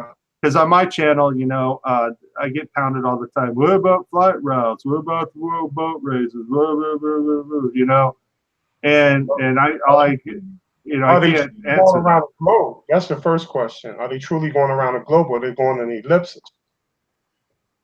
Well, they're beating up on the A map because, they believe I like the A map. So, I don't promote a Pac-Man model or really a model. If I was to take one, I like Free Energy's work. He explains everything. The only problem I have with it is I need you to show me. I need you to. I need to see this work. And that's the Right. only issue I have. And so. Yeah, I'm Yep. the same way. I'm the same way. You got to show me. I mean, Right. theories are great, but you got to have some observations that can back up your theories. Right. I feel the same way, and that's why I, made the decision to go out and get this information and bring it back to everybody. I didn't want to, theory's not good enough for some. Observation or, numbers, that's not good enough for some people. Some people are like, all right, I want to see it from somebody that I know. I'm like, hi, I'm Daryl. I'm gonna go check it out. I'll be back with the information. So I don't know. That's what I wanted to do for the community. I'm gonna get the video together and have it out in the next couple days. It'll just be the time lapse. I may do a little voiceover explaining, what I saw. Doing that one thing where I'm gonna tell you what I'm gonna show you, then I'm gonna show you, and then I'm gonna tell you about what I showed you one more time. Just for good measure. And then I'm gonna put all the pictures up from the time lapse for each hour with the pictures, just like I showed you all. But I'll just put that in a shorter video, maybe 10 minutes or less. But just to put the information out there for everybody. I also did put a post on Facebook asking everybody to download Dioptra so they could take pictures of the sun every hour from wherever they were on the plane and upload those pictures. I believe Ron was collecting those and making observations from there, but I hadn't had time to go through all those because I just got back from Alaska and woke up and just got busy putting the data together. Had to delete some stuff from my laptop and from the phone. And yeah, Yeah. just a second. Just a second. Another thanks to Earth is Seriously Flat says perfect time on flat Earth, 20-hour day, 72 minutes per hour. Maybe. I was looking at something as far as the moon cycles go. It's what like every 27.25 days, 28 days or so. That kind of breaks down to 13 months in the year if you cut it out equally. But hey, I was just playing with numbers a few weeks ago, looking at that. Also, let me see now. Yeah, 20 hours, 20-hour day, 72 minutes. It's Aztec, yeah. Okay. And also, Just Meet China. I appreciate that. Thank you very much. Authentic Intents in the house. Hey, Josh, what's up? All right. Yeah, we'll probably wrap it up in about 20 minutes or so. If anybody's got anything, any questions in the chat, any more observations we'd like to throw out there, gentlemen? I wanted to make one statement. One of the challenges that I have when I speak to globe earthers is I always got to do a disclaimer. I always got to tell them, me particular, I don't really have a model that I promote. I kind of just come at it from a common sense perspective, and I lay out what's tangibly evident when I talk about flat Earth. But I can see one of the challenges in this is when there's so many different opinions and so many different theories within flat Earth. I think that makes it a little more um, difficult to actually get a globe earther to consider what we're saying. I'm not saying that we all shouldn't have our own opinions, but I think we should start talking more tangible stuff than the stuff that we believe, you know, because Mm-hmm. when we keep promoting our own theories, we got theories on top of theories on top of theories, you know. And if you are calling yourself a flat earther and you're talking to a globe earther, the first thing a globe earther says, well, you believe we live in a snow globe. Well, you believe in the Pac-Man theory. You believe in concave Earth. Well, you believe in they have all these ideas of who we are. And I think we should really work towards getting our concrete arguments that we can lay out. Because the globe earthers that I talk to, I'm starting to talk to smarter and smarter globe earthers, they're attacking all the theories from different angles to justify their globe earth model, which is fine with me because I use a disclaimer. I don't have a theory. I just go off my experience, how I experience the earth. But I've seen several flat earthers get caught up defending their theories and getting totally lost in the discussion.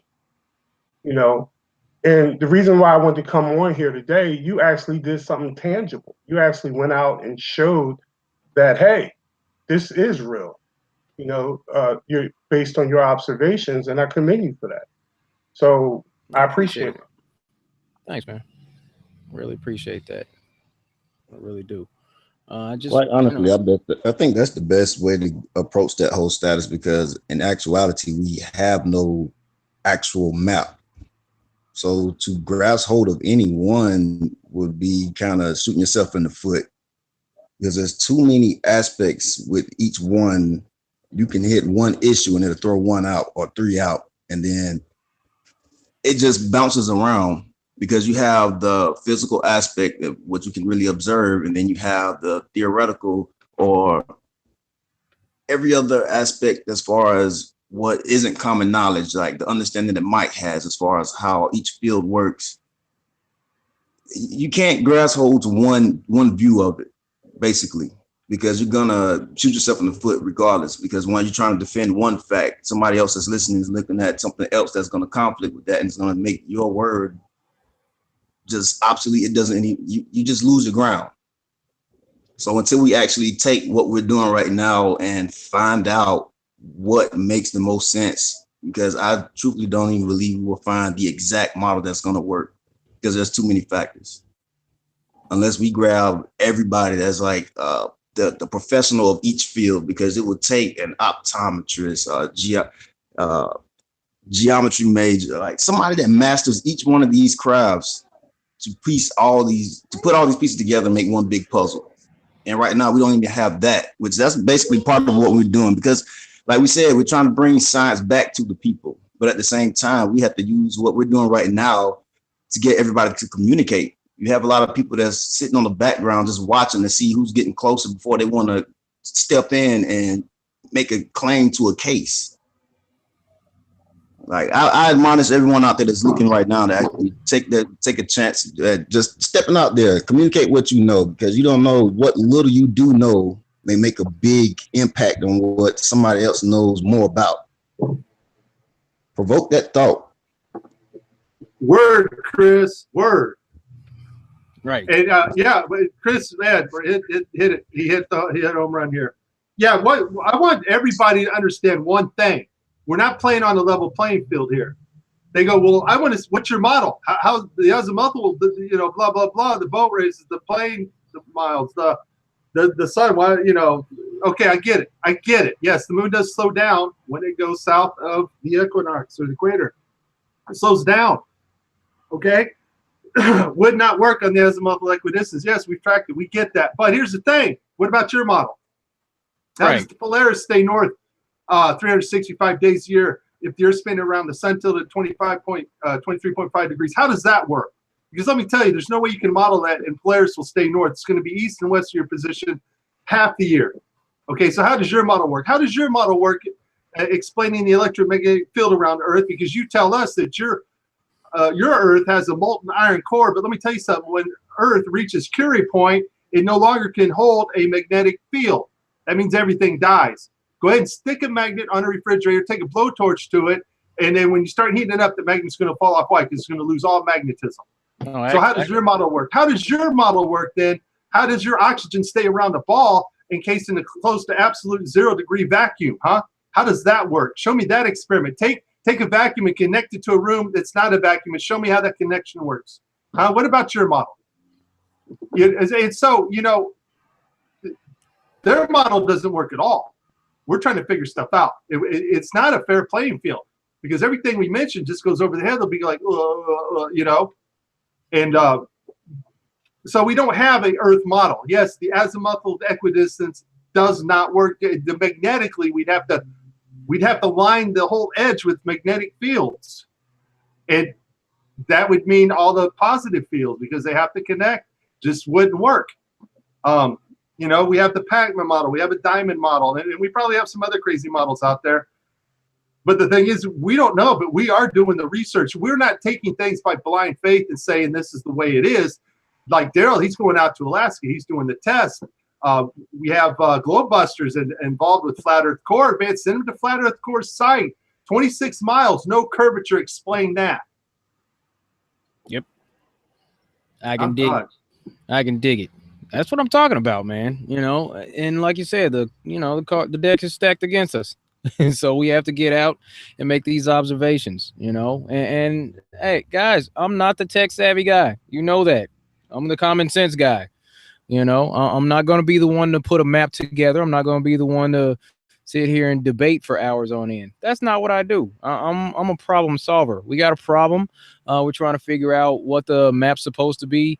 You know, there was some guy like to curse a lot last year, running around screaming about how the AE map was all wrong and how there was no proof of the circle sun. Well, sorry, Jake.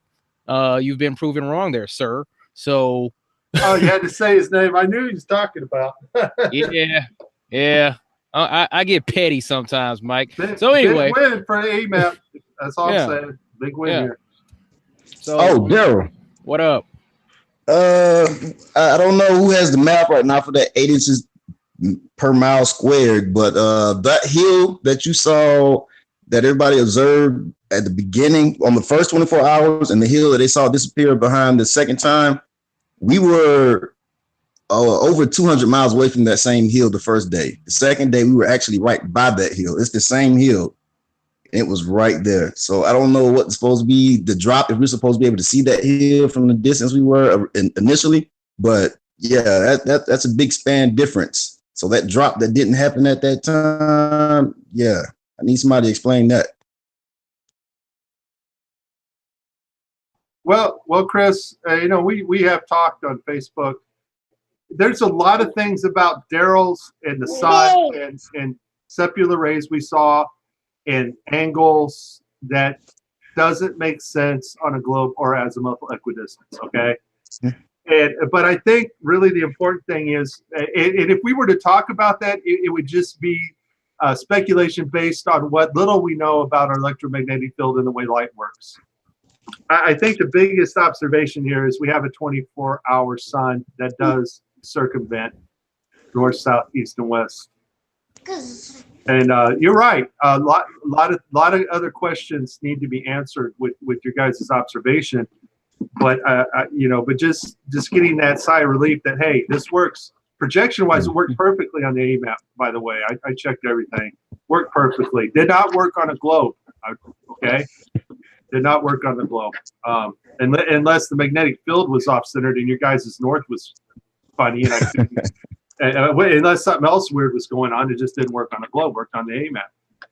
Exactly. And so I just think for now, Chris, man, great job, and just you know, when we start getting into light and sepulchral rays and the way things are magnetically moving, probably be a little too jumping the gun a little bit, trying to get into that stuff and work that out.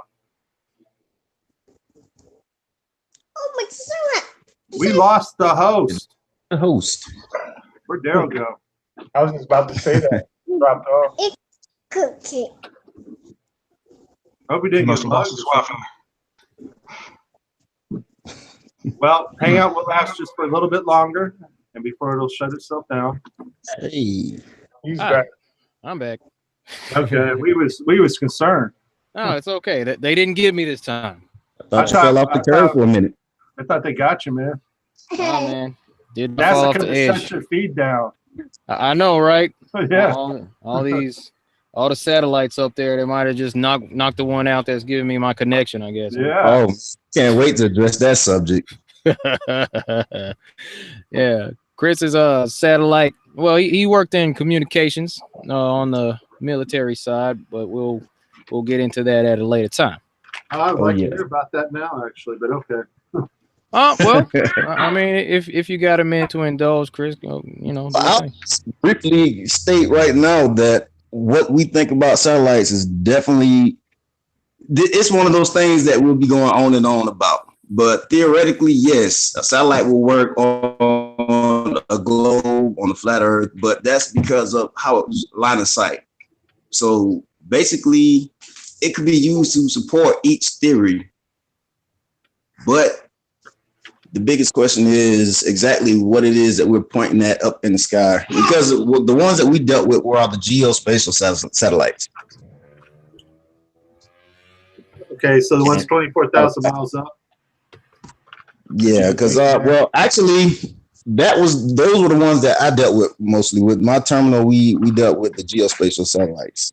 Outside of that, we had our heavy teams with like the tropo. So those were the ones that dealt with the troposphere. And then you had I'm trying to figure out how I can not put too much in and have somebody like, oh, you're breaking ComSec, because realistically it's no different. Are you saying that satellites actually do exist? I say that they exist, but I don't think they exist in the way that we believe them to be. Okay. But at the same time, it's possible to have satellites up the way. There's a couple of videos that I saw about satellites being launched via balloon on ground in Antarctica, which that is possible, and it would kind of keep everything at bay as far as like airplanes getting in the way of satellites or interrupting, wasn't keeping them anchored, because realistically they're not orbiting in the sense of they're stationary. Right. So they will literally have to be tied down by balloon. And the other option is the large satellites that you see that sit and they point straight up. Those it will kind of work with that as well, because we center on a beacon frequency, and inside of that, I mean, it's all about line of sight, how you pointing in, because we have to target, we have to find that location, and then even with that, adjust our polarization. We have our set frequencies, or we have our set times, depending on how we're doing it, frequency divided or time divided. So satellites are balloons. Well, I wouldn't say that they are balloon. I could say that the possibility of them being held up by a balloon, the way they're kind of portrayed in some of those videos, is possible. But at the same time, you could also do the same thing with some of the stationary satellites that sit on ground and point straight up, because all you have to do is catch that beam that's being transmitted. Because it can be shot straight up in the sky. All you have to do is point to it. Because even up here in Alaska, while our elevation is set so low, like even let's take some of the civilian side, Sirius XM radio. Like it drops in and out all day, every day up here in Alaska. Like there's no point to even have that up here. All right, so let me get this visual. A satellite is actually on the ground and it's shooting a beam straight up, and they can tap into that beam that's shooting straight up in the air.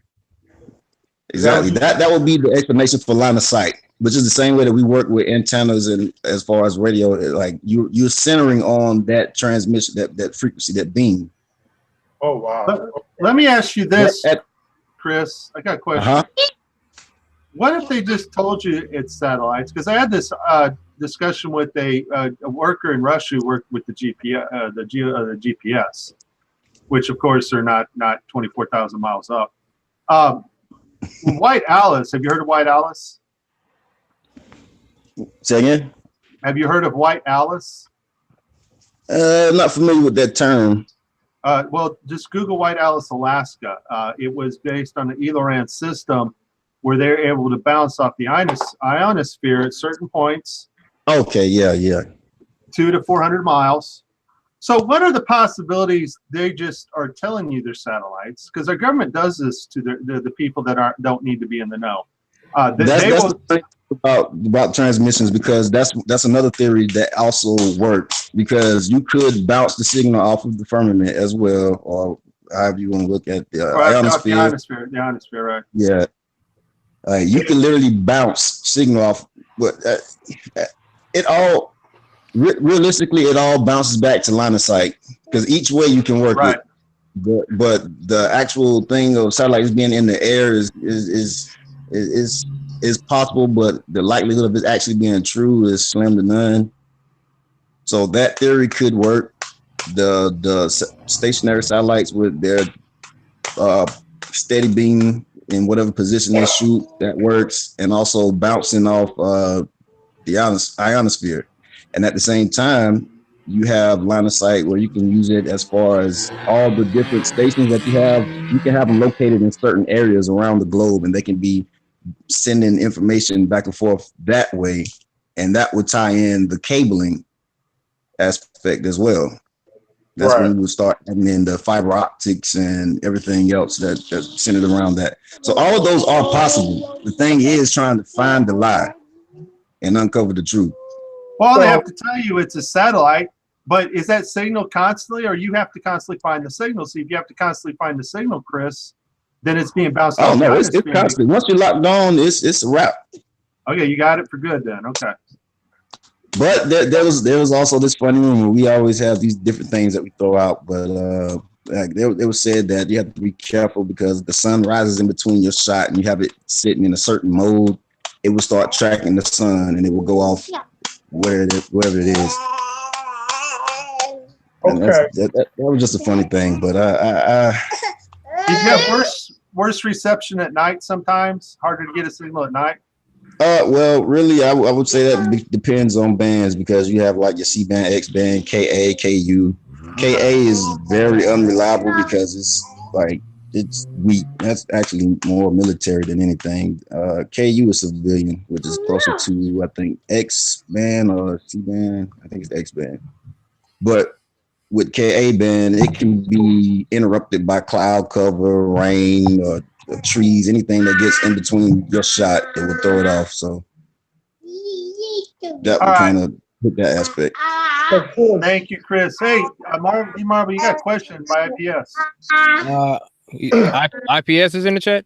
Yeah, give me $5. All right. Because why is D Marvel covering up for the Neil deGrasse Tyson Rick Hummer connection? What you covering up? Oh, I'm covering up something. Yes, you are. Yeah. Let me get in the chat. Hold on. Actually, what? Here, everybody, chime in. You want me to call Rick Hummer? You want me to call Rick Hummer now so he can explain to everybody what's going on? Is that what you want? Yeah, you're covering up, man. I would say your name. IPS, come on, man. We used to kick it, dude. Are you serious? I'm like one of the only people that didn't flip on you, man. You coming over here pulling that crap on me? What? What did he do? What exactly did he do? Okay. Matter of fact, let me see. I've always he gave you $5. He gave me $5 for that. Okay. No. Hold on. $5 to explain, man. That's talk money. No, I'm saying, look, I don't know the situation. He, as far as I know, he knew somebody that knew that Neil deGrasse Tyson was going to be showing up at that particular place, and he just kind of photobombed, you know? I mean, that was about what that was, man. It wasn't like somebody was rubbing elbows and they gave a wink and a nod and they did a secret handshake or some bull crap like that, man. I mean, Rick talked to me about this the other day. I don't know exactly what happened. Okay, at the conference, that was like my first time meeting up with Rick.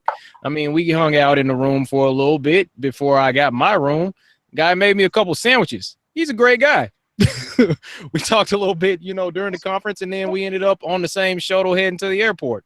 That's about the extent of it, man. I don't know what the hell you people are thinking by running off saying that somebody's a shill just because they know somebody that knows somebody that flipping knows somebody. Are you kidding me? So tell me if you want to run off saying that I'm a shill, by all means, explain to me how I'm shilling when I'm putting money out of my own pocket into a trip going to Alaska to collect data for the community. Tell me how I'm a shill. Break it down for me. What are you doing? What are you doing right now? Let me know. Shill scanner? Unruly fellow, what are you doing? What are you doing? Pointing fingers at people? What are you doing? What are you bringing to the table? Oh, I'm pointing people out. For what? What's that helping? How's that working out for you? Causing division? I mean, seriously. Off that shill crap, man. I gotta be freaking kidding me with this crap. Chumps. Dang. Shill. What's a shill? Somebody explain what a shill is. Seriously, because look, you can go on to Joe Rogan's podcast every now and then, and he's wearing a shirt, that says Globe Earth Shill. So he's a Globe Earth Shill. So what does that mean? He's a protector of the globe Earth to some degree, is what that says to me. But he's doing it for the money. What money have I asked anybody for? What?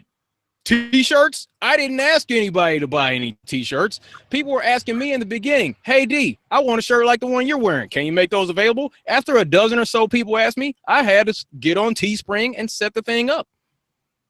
And then people wanted to buy shirts. They're like, hey, where can I find a shirt like yours? So I made it available. That's what I'm doing. I don't have a Patreon. Somebody said, hey, a few people said you need to set up a PayPal. I set up a PayPal. Okay, just in case somebody donates. Do I say something about a PayPal in every video?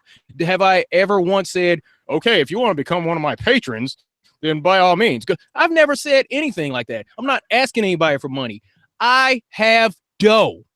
That's why I can travel. I have a full-time job. I do this thing in my spare time. But I'm sincere about going out and getting the truth for the people. Do not come at me with that shield crap, man. I'm not saying I'm the realest out here. But who else was out trying to get information for the community this weekend? You let me know. And that's all I got about this shill stuff. Yeah, and mosquito bit too. He did that for you. Man. Yeah. What? Come on, man. Shill. Out of here. Yeah. What is he talking about? He's saying that Tyson is connected to Hummer. He's saying, look, because Rick Hummer was dressed in the character of Roland Reddy, the redneck physicist or whatever, and let me see, redneck rocket scientist. That was like a character he had decided he was going to play at some point. And he got a quick interview with Neil deGrasse Tyson. And he got Neil deGrasse Tyson to say some stuff that would actually legitimize Flat Earth a little more, honestly. So I don't know how that's some shill stuff. Because Neil said something, I believe, I could be wrong. It was something about some sort of substance that's you. I forgot, man. I'm sitting here texting Rick Hummer to see if he wants to do a call in so he can break this crap down to everybody, so y'all can close your mouths about this crap. Because man, shill, get out of here, man. God, I promise. Wow. That's new to me. I know, right? Got no time for that. You're a shill. Oh, you're a shill. Stay away from this person because they're a shill. Hey, D, you need to distance yourself from Mark Sargent. He's a shill. So I have a meetup and Mark Sargent shows up, and because we share space and breathe the same air for a couple of hours, that makes me a shill? Because you think he's a shill? Really? Really? It's like people have forgotten the aspect of human interaction. You think that because you hang out with somebody for a couple hours or you're just in the room. When we have a meetup, not that I'm dissing or anything, Mark Sargent and I will speak for maybe 5 minutes and then we part ways because people are talking to him on one side of the table. People are talking to me on one side of the table. We're not like locked elbows the whole time. We don't run out to the back room and go sacrifice a chicken to Moloch or some stuff like that. The hell do you think we're doing? Oh my gosh. Do you not understand how human interaction works? Can people not man? Hold on. I'm about to send Rick Hummer the link. Knuckleheads. Shill.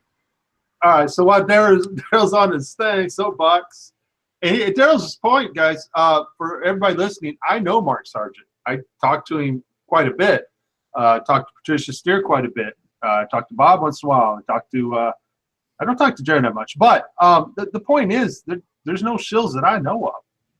There's nobody that I know of is hurting Flat Earth or any gatekeeper.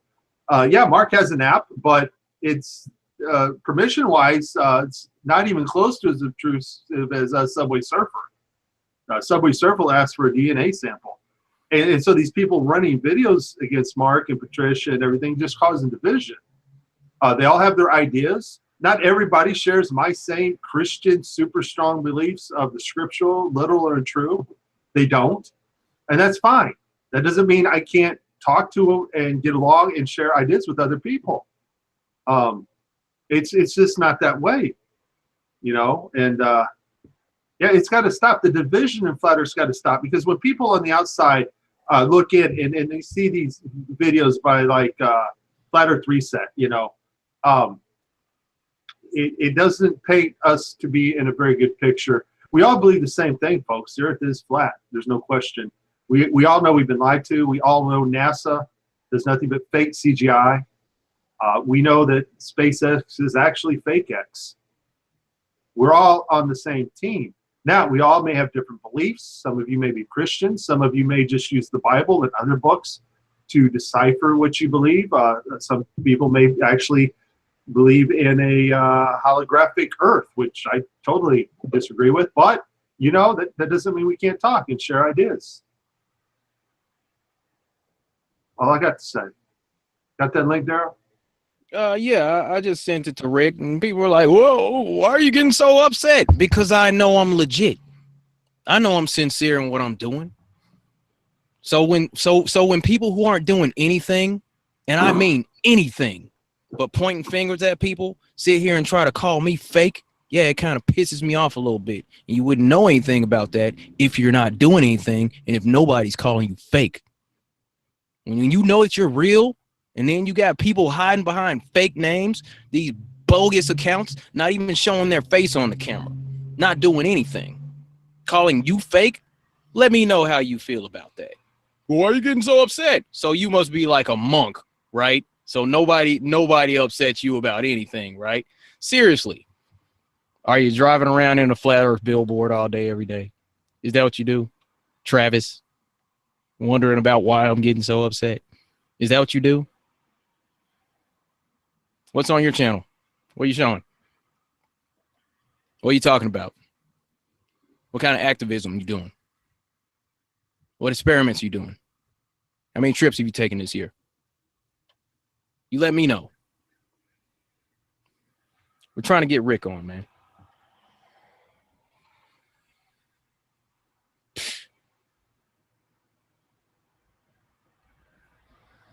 I'll just call Rick. I'll just call him. Hey, I did have one more question though for my satellite brother. What's up, bro? All right, hold up. Hey, Rick, what's going on, man? What's happening? Oh, on a live stream, you know, people are trying to figure this thing out, asking me if I'm open to doing a skit with Neil deGrasse Tyson, as if you actually did a skit. But please, for the skeptics in the audience, can you go ahead and explain exactly what went on as far as your portrayal of Roland Reddy and how that all came about with Neil deGrasse Tyson? Well, here's what I will say, bro, and I'm not going to put you on the hot seat. What I will tell you is that there have been some ridiculous statements that have been made, and people think they're really good at investigating, and they think that they can really speak things into existence that didn't happen, nor did I ever do anything to deceive anyone other than what I'm doing right now as a project. And what I will tell you is that even you did not recognize me at the Flat Earth International Conference in Raleigh, North Carolina, did you? No, absolutely not. So you weren't in on this. David Weiss wasn't in on this. Bob Nodell didn't know about it. And I work with Bob on a couple different things with FE Core. All I can tell you is this. If people really want to know what's going on, I'm preparing a really cool thing for the Flat Earth International Conference in Canada. And I'm going to answer everything there. We were already planning on this. We were already planning on an announcement there. Somehow, some way, someone probably figured it out, which that's great. I think it's great they did, because now I don't have to sit here and try and keep it quiet. But whoever figured it out, kudos to you. But what I can tell you is that there are people that are mad about something that they shouldn't be mad about at all, because Roland Reddy is not a flat earther yet. That's all I'll say. And don't judge a book by its cover. That's all I'm going to say. Don't look at this guy and say he's making us look stupid. You don't even know who Rollin' Ready is, nor do you know that Rollin' Ready has been a character I've been doing for over 6 years before I was even into Flat Earth. The other thing is, I'll say, is that I did not even know anything about some of the other things that were going on in the Flat Earth community as I was doing Rollin' Ready. I was too busy doing other things.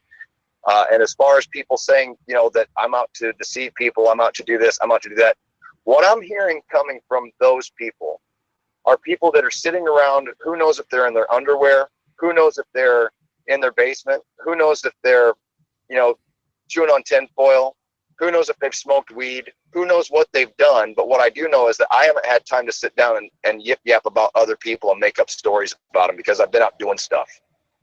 Just like you, going to Canada. You know, if somebody can step up to the plate right now and say, hey, I took time away from my family. Hey, I had a buddy of mine come up from Texas. Hey, I went out and helped show that there's no mirage on Lake Michigan. Hey, I went and chased down 2 balloons and took time off work and took time away from my family to go to Columbus, Ohio twice to work with Victor and Skiba and a group of guys to do some tests. Hey, I just went to Holland 2 months ago to get hit in the face by a laser from 25 miles away. Now, if that's making flat earthers look stupid and trying to deceive them, then something's wrong with the person that's coming up and flapping their jaws. And some people said some awful things about me, and they said some awful things about my wife. They said some awful things about David Weiss. They said some awful things about Skiba. They accused Bob Nodell wrongly. They accused Robbie Davidson wrongly. They accused a lot of people wrongly. Patricia Steer, Mark Sargent, the list goes on and on. And those people that are doing that, all they're doing is trying to gain optimization on their channels. That's why they're asking for money. And I've never even heard of that person. I'm not even going to say his name or his channel's name. Because if anything, it may stand for Internet Police Services, because that seems to be what they're doing. They think they're the cops. They think they're the thought police. They think that they're bigger than what they are. And it's a shame to watch people like that point fingers and say they're making flat earthers look bad when they should look in the mirror. So as far as what I did and how I got Neil deGrasse Tyson, how I got him on camera, oh man, doesn't everybody want to know? Doesn't everybody think that I'm part of the Illuminati? Doesn't everybody think that I'm this, that I'm that, and accuse me of bearing false witness? No, you guys are going to get the whole story coming up in Canada at the Flat Earth International Conference 45 days from now, and it's going to be a blast. And if people haven't got their tickets yet, you should get their tickets, because there's a special announcement coming. I'm not going to let the cat out of the bag for Robbie, but I just talked to Robbie and Bob here just a few minutes ago, and it's going to be a really cool announcement that Robbie's got coming up, because it's going to be a really good time there. And obviously all the answers are going to be there. And if you can't get, you know, what you need right now, knowing that everything's okay, I'm not some shill, I'm not some government agent, I'm not in Langley, Virginia, I'm right here in Indiana. I'm actually sitting right out in front of my office right now on a nice, cool Indiana night, relaxing, and looking forward to what we're going to be doing and what I've already been doing. I've been working on this for, as you know, a long time now. And I didn't even tell you, did I, Daryl? I didn't even tell you that I was rolling until we were on the plane, did I? No, I had no idea. I was like, oh, that was you? What? Oh, man. And look, because you came trying to talk to me, I was like, man, how'd you even get in here? You know what I'm saying? And what was I wearing? I was wearing a NASA jacket. Yeah, I'm saying, I thought you were like a Globey that snuck in or something. I was wondering if I could talk to you, brother. I was like, I got like a couple other things I got to do. You did, dude. You blew them off so bad. It's hilarious. My bad. No, I'm glad you did. It was perfect. You couldn't ask for that. It was natural. Right. And that's part of the reason why I didn't tell too many people. Because you can't. Come on, man. If I go up to Skiba with that get up on, Rob's not going to keep a straight face, because he knows it's me. If he didn't know it was me, well, then you got a little bit different of a reaction. So that's why I did what I did, and that's why I'm doing what I'm doing. And because I don't have a YouTube channel. I don't really have a real legit YouTube channel that I'm like on every day. I've got a family. I'm doing that. I work my butt off. I work in my house, I work in my garden, I work, I'm working. And so I've been working on this when I can, and So yeah, that's all I can tell you, man. Is that it's a really cool project. I think everybody will enjoy it, and it may not be for everyone, but that's okay. It's not meant for everyone. It's to bring in some other people that may not normally watch anything about flat Earth. Yeah. That's simple. I mean, I kind of get it. I kind of get it. But all of this stuff, these people that keep pointing fingers, going, "You're making flat Earth look stupid. You're making flat Earth look stupid." What are you doing on YouTube? Go out and do a test. You got that much time to sit around and talk about somebody you've never met? Here's the other thing: if you got a problem with somebody, go to them first before you start making videos and make yourself look like a complete jackass to where you got to pull all your videos down off your channel because you realize how much of an ignorant person you look like.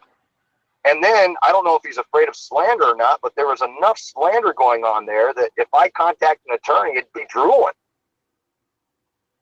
There was, from what I understand, there were some laws broken there, about a person's character. I don't know if you heard what was said, but there was a lot of nasty stuff said, and hang on a minute.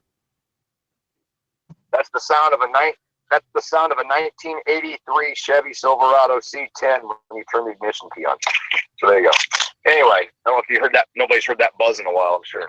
But anyway, my whole thing, Daryl, is this, man. The bottom line is people are freaking out over nothing. You're letting somebody else start a fire for you. You're letting them tell you what to think. And then, by the way, Rick Hummer's never asked for a dime from anybody. This guy was on talking about me for hours upon hours, and anybody that sent him money for this whole thing, I think I should get that money.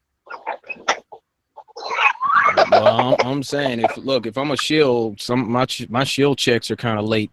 Exactly right, man. Somebody lost my stuff in the mail. Anyway, that's right, dude. And the whole thing is these people that are doing this, most of these people that are running their jaws, they've never done a test. They've never gone out. They've never done a conference. They're keyboard warriors in front of a cute little laptop and a microphone, and they might have a really expensive microphone, but let me tell you, their attitude sucks. No. Well, here's the thing. Here's the thing that got me. Okay. Now, somebody saying that I said in the chat earlier that the haters get little to no attention. Typically, they don't.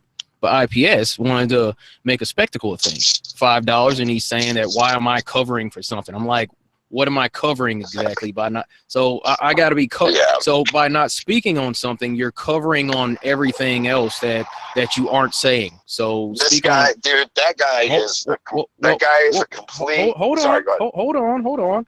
What I'm saying is, I mean, I like IPS. We haven't chatted for a while. I got his number. We talked a couple times offline. I just What's give him his a name? call. What's his real name? Name's Tim, as far as I know. But I mean, we wait. As far as you know, right? Yeah. His name is Tim. As far as you know. As far as I know. No, how many people really know his true identity? I don't know. Now wait a second. Wait a second. Isn't this the pot calling the kettle black? Isn't this guy deceiving people by not revealing who he is? Hold on a second. Right. He made a comment on a show the other night that if you're a flat earther and if you're a Christian, you shouldn't be doing anything entertaining whatsoever. You should not be doing anything like this, right? Well, here's what I noticed about his channel. I went to it. It was literally the first time I'd ever been to his channel the other day when this all happened because somebody called me. It was actually David Weiss called up me a voicemail while I was mowing my grass. Hang on, I got to shut the alarm off in here. This is crazy. But I think it's funny because this guy's trying to say, hang on, it sounds like the fries are up. Yeah.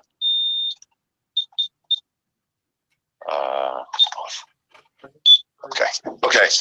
No, so this guy is going on and on and on about, basically you can't joke about nothing. You can't do anything according to, what this guy believes. But then I started looking, I'm like, well, this guy must really take this serious. So I went over to his channel and I listened for like 5 minutes. I was like, oh gosh, here's another one. Here's another one of these guys. And so as I listened to his channel, I started looking. I'm like, wait a second. He just got done telling me that you can't do this, you can't do that, you can't do that. So I'm thinking, okay, he's probably got, a science channel. He's probably got like an educational channel, something. I look and his channel's listed as entertainment. He's an entertainment channel. Oh. So this guy's sitting here telling me I should be more about whatever he thinks. And it's just, to me, it's crazy. I mean, I ended up getting a phone call or a text message at 5:30 in the morning the other day, dude. This is how it all kind of broke for me. And I thought, well, this is nuts. He's got people that have actually met me in person that now believe that I'm up to something nefarious. Maybe I am. Well, I mean, maybe I am. Well, look, the thing is, as far as we knew, you know, look, I thought his name was Tim Osmond, but people are saying that's like the same name that Osama bin Laden. Okay, yeah, so cool. look, Good story. I wasn't worried about his name or his channel or what he was doing. This was like over a year ago when IPS was doing his thing. Hey, I mean, look, I'll give credit where credit's due. IPS, I mean, he seemed like a good dude to me. He was out doing activism. He was inspiring people to have ideas. While I was on one of his chats, he was talking about how, you know, some people write things on their, you know, on their vehicles as far as flat earth goes. That was an idea that I had. I actually had written on the back of my car. I had a 99 Mazda 626. Okay. Nice. And on the back of it said, "Earth is flat. Prove me wrong for $100." So I had already been doing this before anybody even knew who I was. I had 27 subscribers when I had that on the back of my car. But I thought about that. Okay. So I was on one of his live feeds because, I mean, I used to just go there at the, like, in the evenings because he would do these live streams kind of like just brainstorming about different ways to go about flat earth activism. And he said something about, you know, writing stuff on your vehicles. And I was like, man, I just got the van. I got these big windows. Hey, you know what? At that point, I remember my window paint markers and all that. And I got out the van like that evening within an hour of that live stream and I wrote what's on the side of my van now. So IPS inspired me to scribble on the side of my van because that's the type of stuff that he was talking about in his chat. So it made sense to me, man. I wasn't mad at him. I'm like, you know, so him calling me out, I'm like, what? Yeah, dude, on, that man. Sucks. I hate that, man. I'm saying so he's saying that I'm like covering for him. I'm like, I'm not covering for Rick Hummer. I've been in Alaska, dude. What are you talking about? Yeah. Everybody knows that. What do you mean? I've been covering for you, dude. Like what? I've been covering for you. Right. Because people think you're in Antarctica, and I've been saying no, he's in Alaska. I'm just kidding you. Right. I'm not covering for anybody, dude. I got maybe, I got my own stuff going on. Wow, what a concept. Ooh, wait a minute, but while you're doing your stunt, people are sitting there making up stories about you, coming at you, saying stuff, trying to get Google optimization for their channels. What are you trying to make $100 on the month? What are you trying to do here? You're trying to get rich? What are you riding on people's coattails for? Why are you attacking all these people? And I haven't seen one thing that this guy's ever done. And I'm not being mean about it. I'm at the point where I'm looking at it going, you know what? And then it was funny because I actually had to call Karen today and tell Karen, hey, did you know this guy took all of his channel, all of his videos are down? And she goes, yeah. I go, was he afraid somebody's going to actually say something about it for him being wrong? And for him acting the way that he acted and letting the goofballs talk the way they spoke during the 3 hours? Oh, by the way, on the Shill, I think one of his videos was one of them made the comment, we've been talking for 3 hours and 33 minutes now. I was like, wow. That's where I jumped in and listened, and that's where they said that. I think that's what they said was 3. I could have swore that's what they said. I'm like, wow. And you're going to sit here and say that I'm trying to make people think about stuff, and you're sitting here using an obvious number that is used by, you know, quote unquote societies that we're not invited to be a part of. Okay, right on. I guess these guys are boneheads, man. I'm sorry. Their heads are thicker than I even want to try to get a drill bit to go through, because honestly, like I said, you can go do meetups and you can talk and you can do that. And I will say this, there's not going to be too many people that can do meetups like certain people that are out there in the community. One of them's Nathan Thompson. ODD was doing some really cool stuff for a while there. I mean, all these guys that had, you know, the jumping out on the scene and doing hangouts, Sergeant, obviously, Patricia, there's other people that are doing them. And hats off to all that. But what I can say is that when somebody comes at me, or really what gets me, Daryl, is that they were saying crap about my wife. And my wife happened, and I wasn't even listening. As a matter of fact, I was in my garage talking to Robbie Davidson, and my wife comes in the garage about ready to cry. And I go, "What's the matter?" She goes, "I didn't mean to do it. I didn't mean to do it." I go, "What are you talking about?" And she said, "I just typed something and I wasn't even going to send it because I realized, like, oh, my name's on there. Maybe I shouldn't." And our son came up. We have a 19-month-old son. He came up and bumped the tablet and hit send, dude. So she was going there defending me, going, "My husband, Rick was not out to defend it, was not out to deceive anybody, this and that, blah, blah, blah."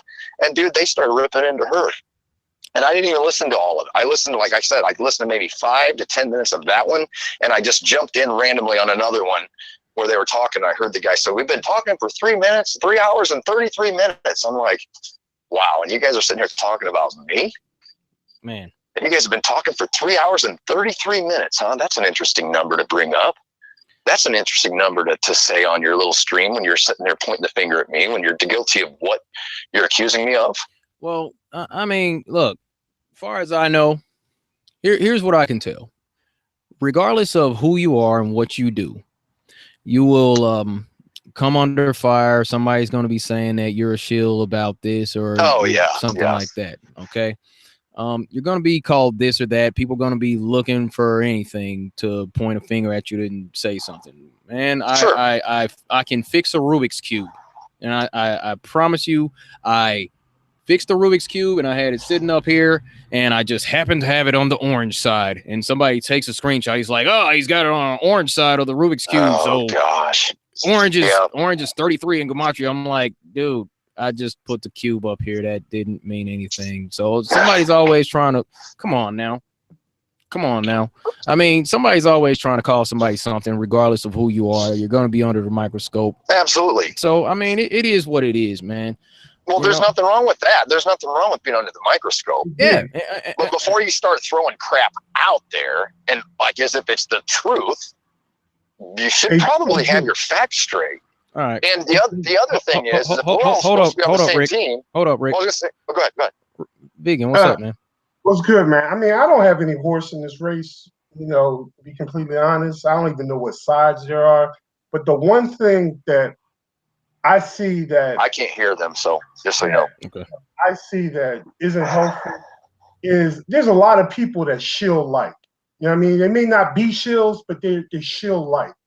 And it's kind of like you got to understand that we're a part of a community where we're questioning authority. And we're questioning authority based on past experiences of knowing that there's deceptive people out there, to include our government. So I think all of us, especially flat earthers, we have a responsibility to not be shill-like. You know what I mean? Because there's a lot of people that dabble in shillery, and he's even joking about it as if he's going to have fun with it. I mean, these are some serious ass topics, as far as I'm concerned. There's some real shit going on. So why would he or anyone else want to ramp that stuff up to have fun with it when we need to get to the bottom of some real issues? So I don't know. I don't. This ain't my cup of tea. I mean, I'm all about keeping it real, and I'm all about getting shit done. Yeah, personally. Yeah, no, I'm not trying to justify what he was doing. I get IPS. He was like blatantly going in the opposite direction. Like, if you're going to call me a shill, okay, fine. I'll do some shill stuff. He's like, okay, if you're going to call me Illuminati, okay, I'll do some Illuminati stuff. He was like trying to take back. I don't know what the heck he was doing, but I mean, I just stopped tuning in after a while, man. Honestly, it just seemed like a lot of it was trying to mock those guys, but I mean, we need to steer clear of that stuff. This is why I'm usually wearing a shirt that I design myself. You know what I'm saying? This is why I'm usually, dude, come on. I mean, we got to watch what we say, watch what we wear. We got to watch, any hand signs, any hand gestures and all that. By the way, the keep it flat hand thing, that's not Masonic. That's how I greet people at my job and have been doing so for over a year. So I don't know what to tell you, man. As far as I know, they're talking about putting a hand by the throat, signifying we'll chop your head off if you tell our secrets. As I don't put it by my neck, by my throat, or anything like that. So Their power comes. I did some research on that, Daryl. Us. Their power comes from us. Yeah. And the more we deify them, the more powerful they become. We need to treat our controllers like who they are. They're people. They're people just like us. They put their pants on one leg at a time. They can bleed just like we bleed. So far as I'm concerned, I don't give a damn what they believe or who they are. The reality is we're going to get to the bottom of the truth. And no matter how many deceptive things they do, there's going to be an element of us that are going to break through and find truth. So I don't care what these people think about themselves. I don't care if they worship the devil. I don't give a damn about none of that. Because to me, I will never give them the power over me. You know what I mean? And so the bottom line is we just stick to the facts and we'll be okay. Yeah. And I mean that's all I'm trying to do. That's all I'm trying to do. You know, I'm not trying to throw out a whole bunch of crazy theories or anything like that. That's why I'm willing to go out there and take my time, sacrifice my own funds, my energy, my time, my effort. Dude, honestly, at my job, I'm about to be 18 hours in the hole from this Alaska trip. All right, because I've been going to see my family and all that. Went to Korea. That took some time that I normally wouldn't have taken. And dude, after this last trip, it was like a 20 hours off work. So I'm 18 hours in the hole. But you know, I won't be traveling anywhere for a couple months now. But I did that because this was something that I wanted to do, and I wanted to get this information back to the community, man. Because that's amazing job, Daryl. That's what we're trying to figure out. That's what we're trying to figure out. Yeah. I mean, you know, we're trying to get the truth out here, man. So come on. We don't. No shills of flat Earth. I didn't mean to interrupt you, Daryl. No, it's all good. We don't have time. We don't have time for a meeting of the Ball Earth Society. No, we don't. I've been in this. I know most everybody. I talk to Mark and Patricia once in a while. Bob. Talk to David a lot. I know these people. There's no shills. And yeah, some of them, they have to make money to do this full time for you flat earthers. Nothing wrong with that. You know, absolutely nothing wrong with that. You know, we've discovered some amazing things, but a lot of you aren't supporting a lot of us flat earthers who spend hours and hours poring over things for you either.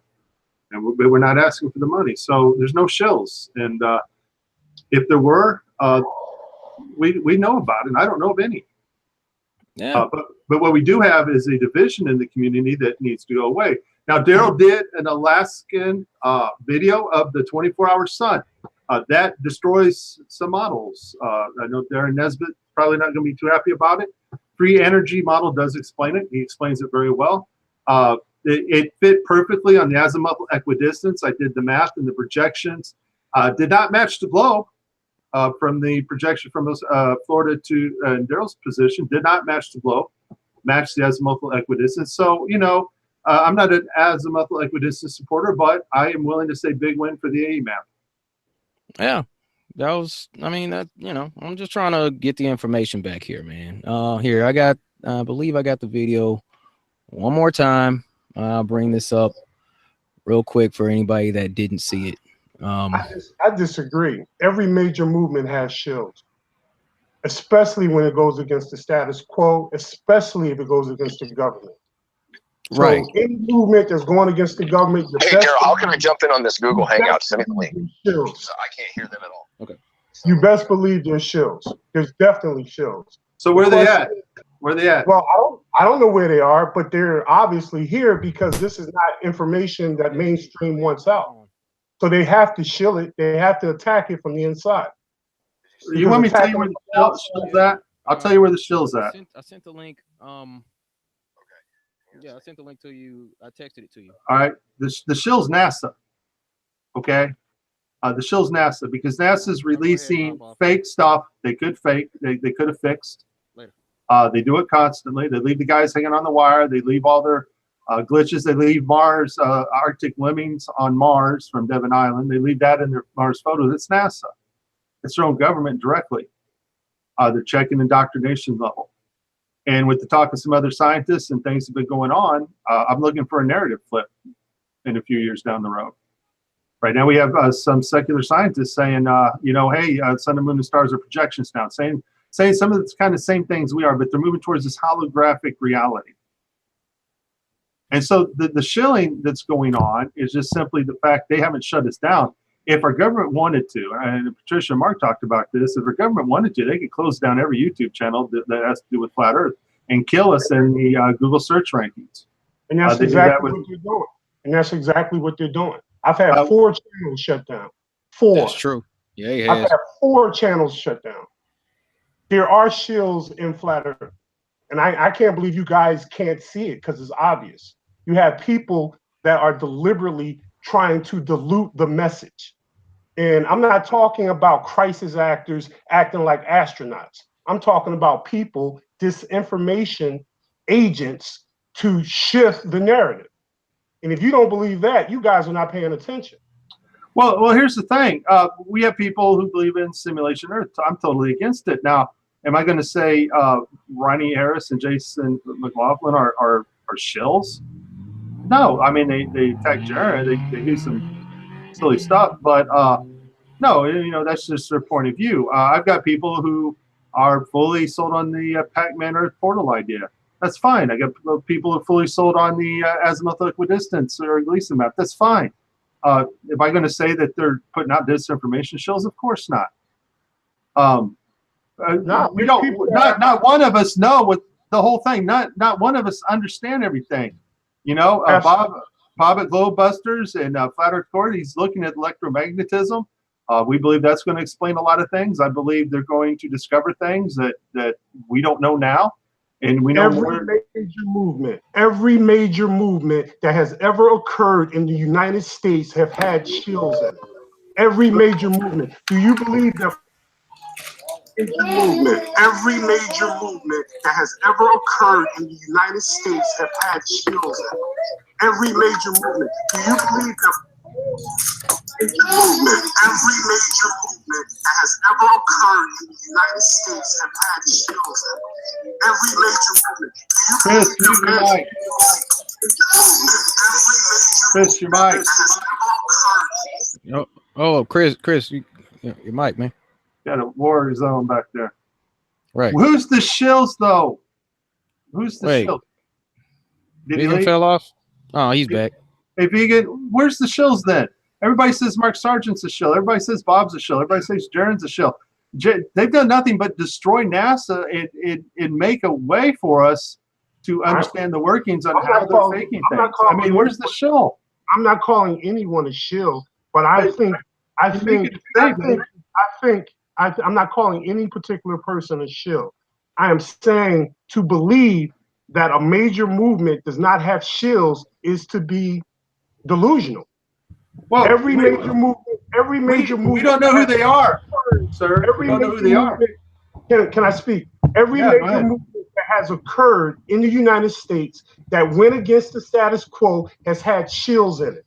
Why would you assume that flat Earth doesn't have shills? We obviously have shills. And the shilling comes in many ways. It comes in conquering, dividing. It comes in creating disunity. It comes in creating distractions. It comes in so many forms. So the bottom line is, I think some of us need to wake up and actually realize there is shilling going on. It is, if you like it or not. And I understand the difference between people having different ideas and people being destructive. When you're destructive, you're obviously a shill. And you may be shilling just because you want the ideas of Globe Earth to progress. Or you may be shilling because you're on a payroll with the government. It's something that they do. It's obvious. So to say that it doesn't happen, I think that's disingenuous. Well, creepers are going to creep in Minecraft, and haters are going to hate. So I'm getting back. I can name some so-called flat earthers that are only set to cause division. All right. And there's a lot of Christian flat earthers that's my end that I don't associate with at all. Dean Odell would be one of them. Even asked to get with him, I'd say no. I've walked out of hangouts when somebody speaks something bad about Jaron, but Jaron trashes the Bible too, which totally, I don't agree. But that doesn't mean I'm not on his team. And so, we do have people that do that, but I as in like a shill that's paid to disrupt the flat earth community. All I've seen is NASA support us, because NASA on purpose releases video evidence that they're faking space stuff they can see clearly and fix. They do it over and over. Video evidence that convinces about 95% of the population. They don't care about our 5%. The way it's an indoctrination check. The way they control the 5% is through tearing it up from the inside out. At some point, we need to realize if this thing is ever going to grow, we need to realize that the attack is not only on the outside from NASA, it's also from within, on the inside. That's how they destroy movements in the United States. And all you got to do is go to the history books. Well, they're not going to destroy this movement.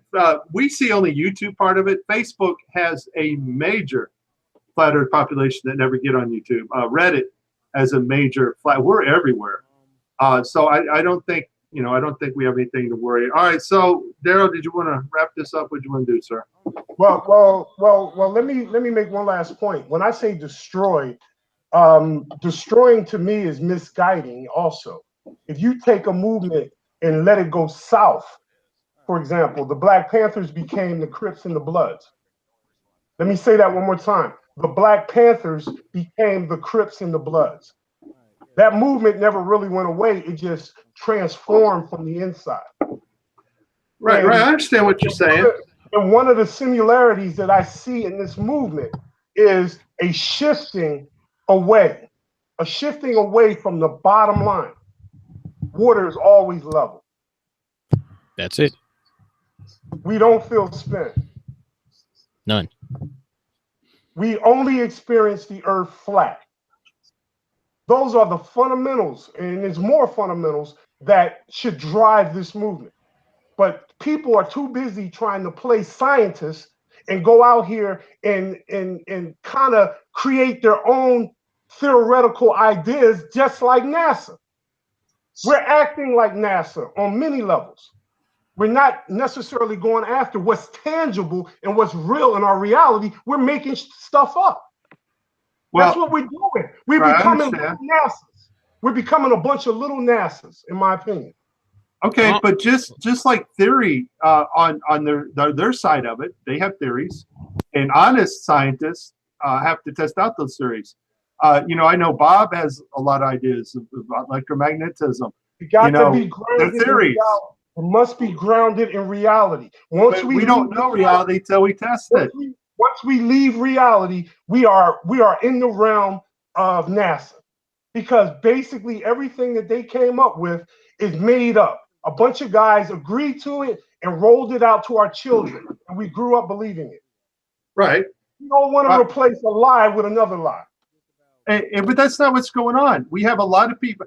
When Flat Earth first came out, we say some of the dumbest things. We show a sponge ball full of water, and then we spin that ball to prove that water would stand the ball. The truth of the matter is that the diameter of the Earth and the rotational velocity of the Earth, given the centrifugal force that it push out, it only push air at 0.7 meters a second.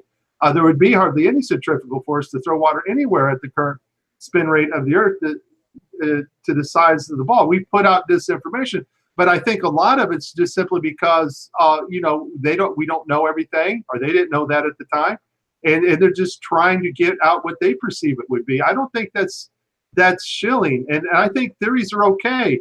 We have electromagnetic theory right now, and we know just a few things for a fact, but so we're going to try to, maybe there is portals on Earth. Maybe there's not. Maybe it is the azimuth equidistant, or maybe it's a little bit different. But it's these theories and ideas that we're coming up with. And I think it's the flat earthers that are unwilling to change once once we've proven enough things. I don't know, but this movement has no leader. The Black Panthers had centralized leaders. We don't. We don't have any leaders in this movement. When I get called on a hangout, hey, Mike, will you describe this or that, or explain to us about the electromagnetic theory? And sometimes I say, wait a minute, let me go get Chris Monk, let him explain this to you. Then we have Mark Sargent and Patricia. They're out there. All they do is promote Flat Earth. They spend all their waking hours promoting the movement. They do an amazing job. There's nothing wrong with that. And so there's got to be theories, okay? There has to be different ideas past the fact that water doesn't sit level. We have to move on. Tangible evidence, theories that are based on tangible evidence, not stuff that we can't prove, not stuff that doesn't have a foundation. That the reason we got the globe is for that purpose. They fed it to us, and it has no foundation. They never explained why people in Australia are upside down and we're right side up. They never explained that. We just went along with it because it was a theory. It was something good to embrace, and you teach it to little children. I'm saying that when we talk about flat Earth, we have to be grounded in reality. Reality, it should be our power. Our argument should always be based in reality. Now, if you have a theory, that's great. We can talk about it. We can even debate about it. But we should never roll it out as truth. I'm a seeker of truth. I'm a real truth seeker. And I've been that way since the 90s. So my interest in flat Earth is really simple. We only experience Earth flat. No one experiences Earth as a curve, as a ball, as a spinning ball, traveling around the sun, moving through the void of space. It's simple to me. But when we dilute it with a bunch of ideologies that have no tangibility, we're doing what NASA's doing. We're being just like them. They made a bunch of stuff up. We make a bunch of stuff up. It's all about how many people we can get to believe our stuff. All right, what are some things that are made up that you don't like? Name something. Hold up.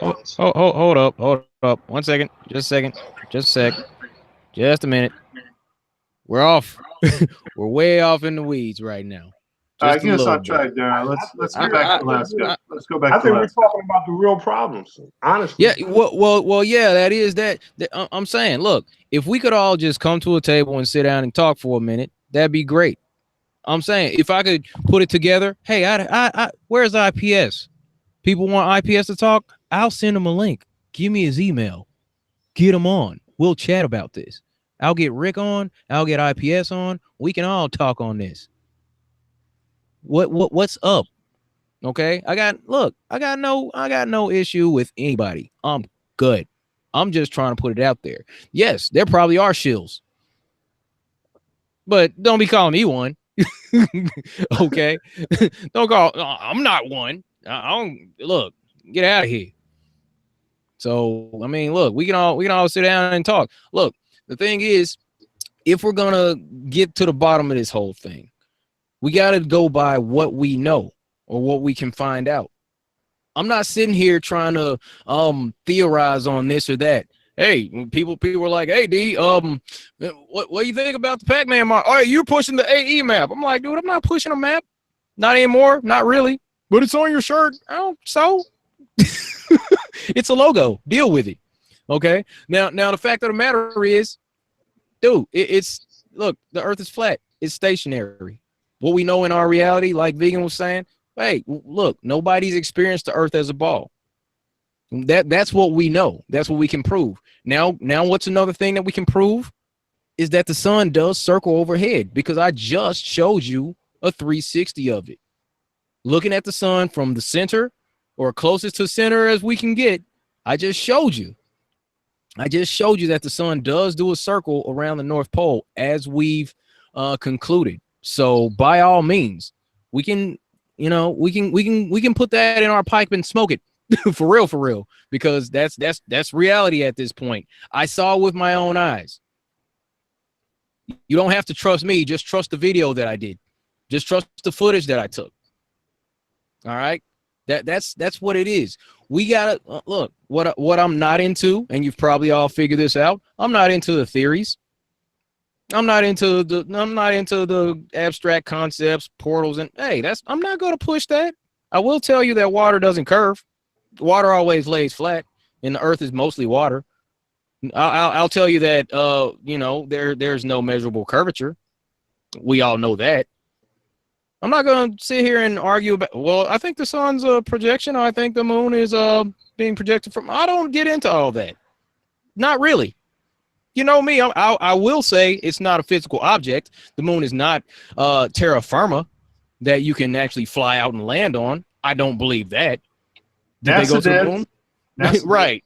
But NASA is a bunch of liars, and we all know that. So we're going off of what we know and what we can prove. I'm not out here trying to push anything that's theoretical. And that's why, I even said that in a couple videos. I sat here and I told you. What I say? I already said it. I was like, look, you're going to get sick of me. I said water doesn't curve. Bodies of water do not curve. Bodies of water meaning lakes, streams, ponds, okay, oceans. Bodies of water do not curve. Okay, cool. You know what? I'm about to go ahead and email IPS the link so we can chat about this. Here I got Rick on the phone. Rick, would you like to speak with IPS? Oh, I don't mind. I don't mind telling him, dude, you're way off base, man. I don't know why you did what you did. And even if you did what you did, I'm going to be honest with him and say your investigative skills suck. All right, you ran your mouth too long. All right, you should have just started doing some research. Okay, hold on. I'm gonna wrap up this stream, and then I'll fire up another one so we can all have a chat. Cool. All right. So I'm gonna show this time lapse one more time. Wrap this one up, and if you guys want to hop on another one, we can hop on another one. But I'll play peacemaker here. This is what I do. No, man, I wanted to be the one that said, "Can't we all just get along?" Yeah, I'm the peacemaker here. I'll bring it to the table. We can chat about all this stuff all night. I've been pulling all-nighters for a few days. We're good. Okay. I refuse. Yeah, I'll let you guys talk about it. I'll take a nap and I'll wake up and like, all right, you're good now. So it's all good. I'm gonna do. No. Here. Hey, Daryl. Here's what I'm gonna ask of you. What up? Okay. Oh, go ahead and set the thing up. All right. Yeah. If he'll do it, I doubt he'll do it. We'll see if he does. All right. Give me 10 minutes. I got his email. I'll send you the link. And I'm gonna do this. Look, hold on. Let me fire this up. I might as well start the screen share so I can show this just in case anybody hadn't seen. And I'll walk you through this thing one more time. One, also, I haven't checked in with Langley in 33 minutes, so I got to check in too. Oh, okay. You gotta stop. You gotta stop making jokes like that, Rick. That's what I'm saying, man. I'm just being silly. I know, but that's why people are calling IPS and shit. Okay. Anyway, you know what I'm talking about. Cut that out. I know. Langley. See. All right. So, all right here. So I'm showing the time lapse again. All right. We started at 1 o'clock. We were in. I don't even want to say what city, even though we're not there anymore. But we were in Alaska. We were a little few hours south of Fairbanks. All right. I'm showing the sun going over this tree line here. Had to adjust the camera a few times. Sun's going back down behind the mountain range / the hill. I showed you in the other video time lapse where we could actually see the sun going behind there, and it actually didn't leave our view. Once again, the sun pops up from behind the mountains here.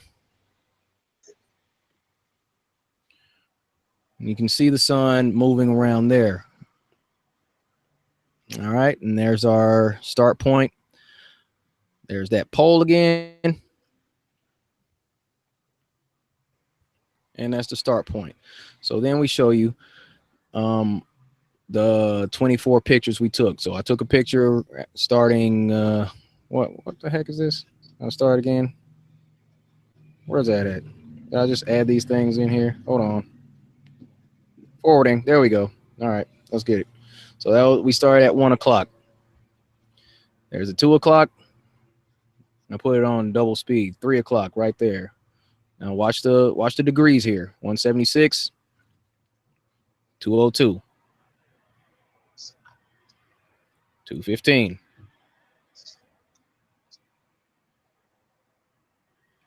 I'm showing you a 360 here. 231, 256. Had to adjust the camera. Showing you documented proof that the sun does do a 360 by degrees. Giving you the information. I'll have these up online in the next couple days, everybody. And anybody that wants to, pull the information, you can see my longitude, latitude, my elevation, the time of day, and everything. Okay, all the information is there for anybody to pick apart. And that's what I want. That's what I want. That's what I did it for. So everybody can just pull the data, and from wherever you are, hey, that's what it was. June 23rd, 22nd. This is what we saw. 340 degrees now. So I did a 360. The sun does make a 360 over the center of the flat earth. And that was what this demonstration was all about. We're all looking for truth. And that's what we're here for. So we can all dissect this. I'll just put it on the table and walk away. You guys can have it. Pick it apart. Mirror it. Put it in other videos. I don't care. I want to know the truth just as bad as anybody else. I don't know where we are either. But what I do know is the earth is flat. The earth is stationary. And that the sun does make a circuit over the face of the flat earth. That's what I know. And that's all I got to share with you. So we'll go ahead and wrap this one up. I'd like to thank everybody for coming through, hanging out with us and all that. I'll start up another stream so we can do this whole thing about addressing these issues out here. If anybody wants to hop on for a civil chat, I'll try to keep it cool. It's not snap off on anybody or anything like that. So go ahead and shut this one down. I'd like to thank all the guys that hopped on the panel. Dave Weiss, Vegan Warrior, my man Ron Hagberg, Mike Helmick, Chris Taylor, my buddy, my partner out in Alaska. He took really good care of me while I was out there. Let me catch a few hours of sleep in the spare bedroom. I appreciate you, man. Yeah, that's all I got for this one, everybody. We're gonna shut this one down and start up another stream in a little bit so we can all have a nice friendly chat about this Shill stuff. Big shout out to Kevin. Bring Dave in on this. I want Dave there. All right.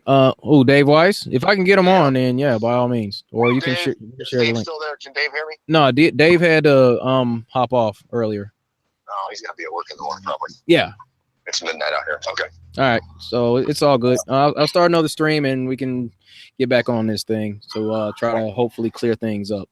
So that's all I got for this one, everybody. All right, man. Be good to each other. Take care and stay flat. Thanks, everybody.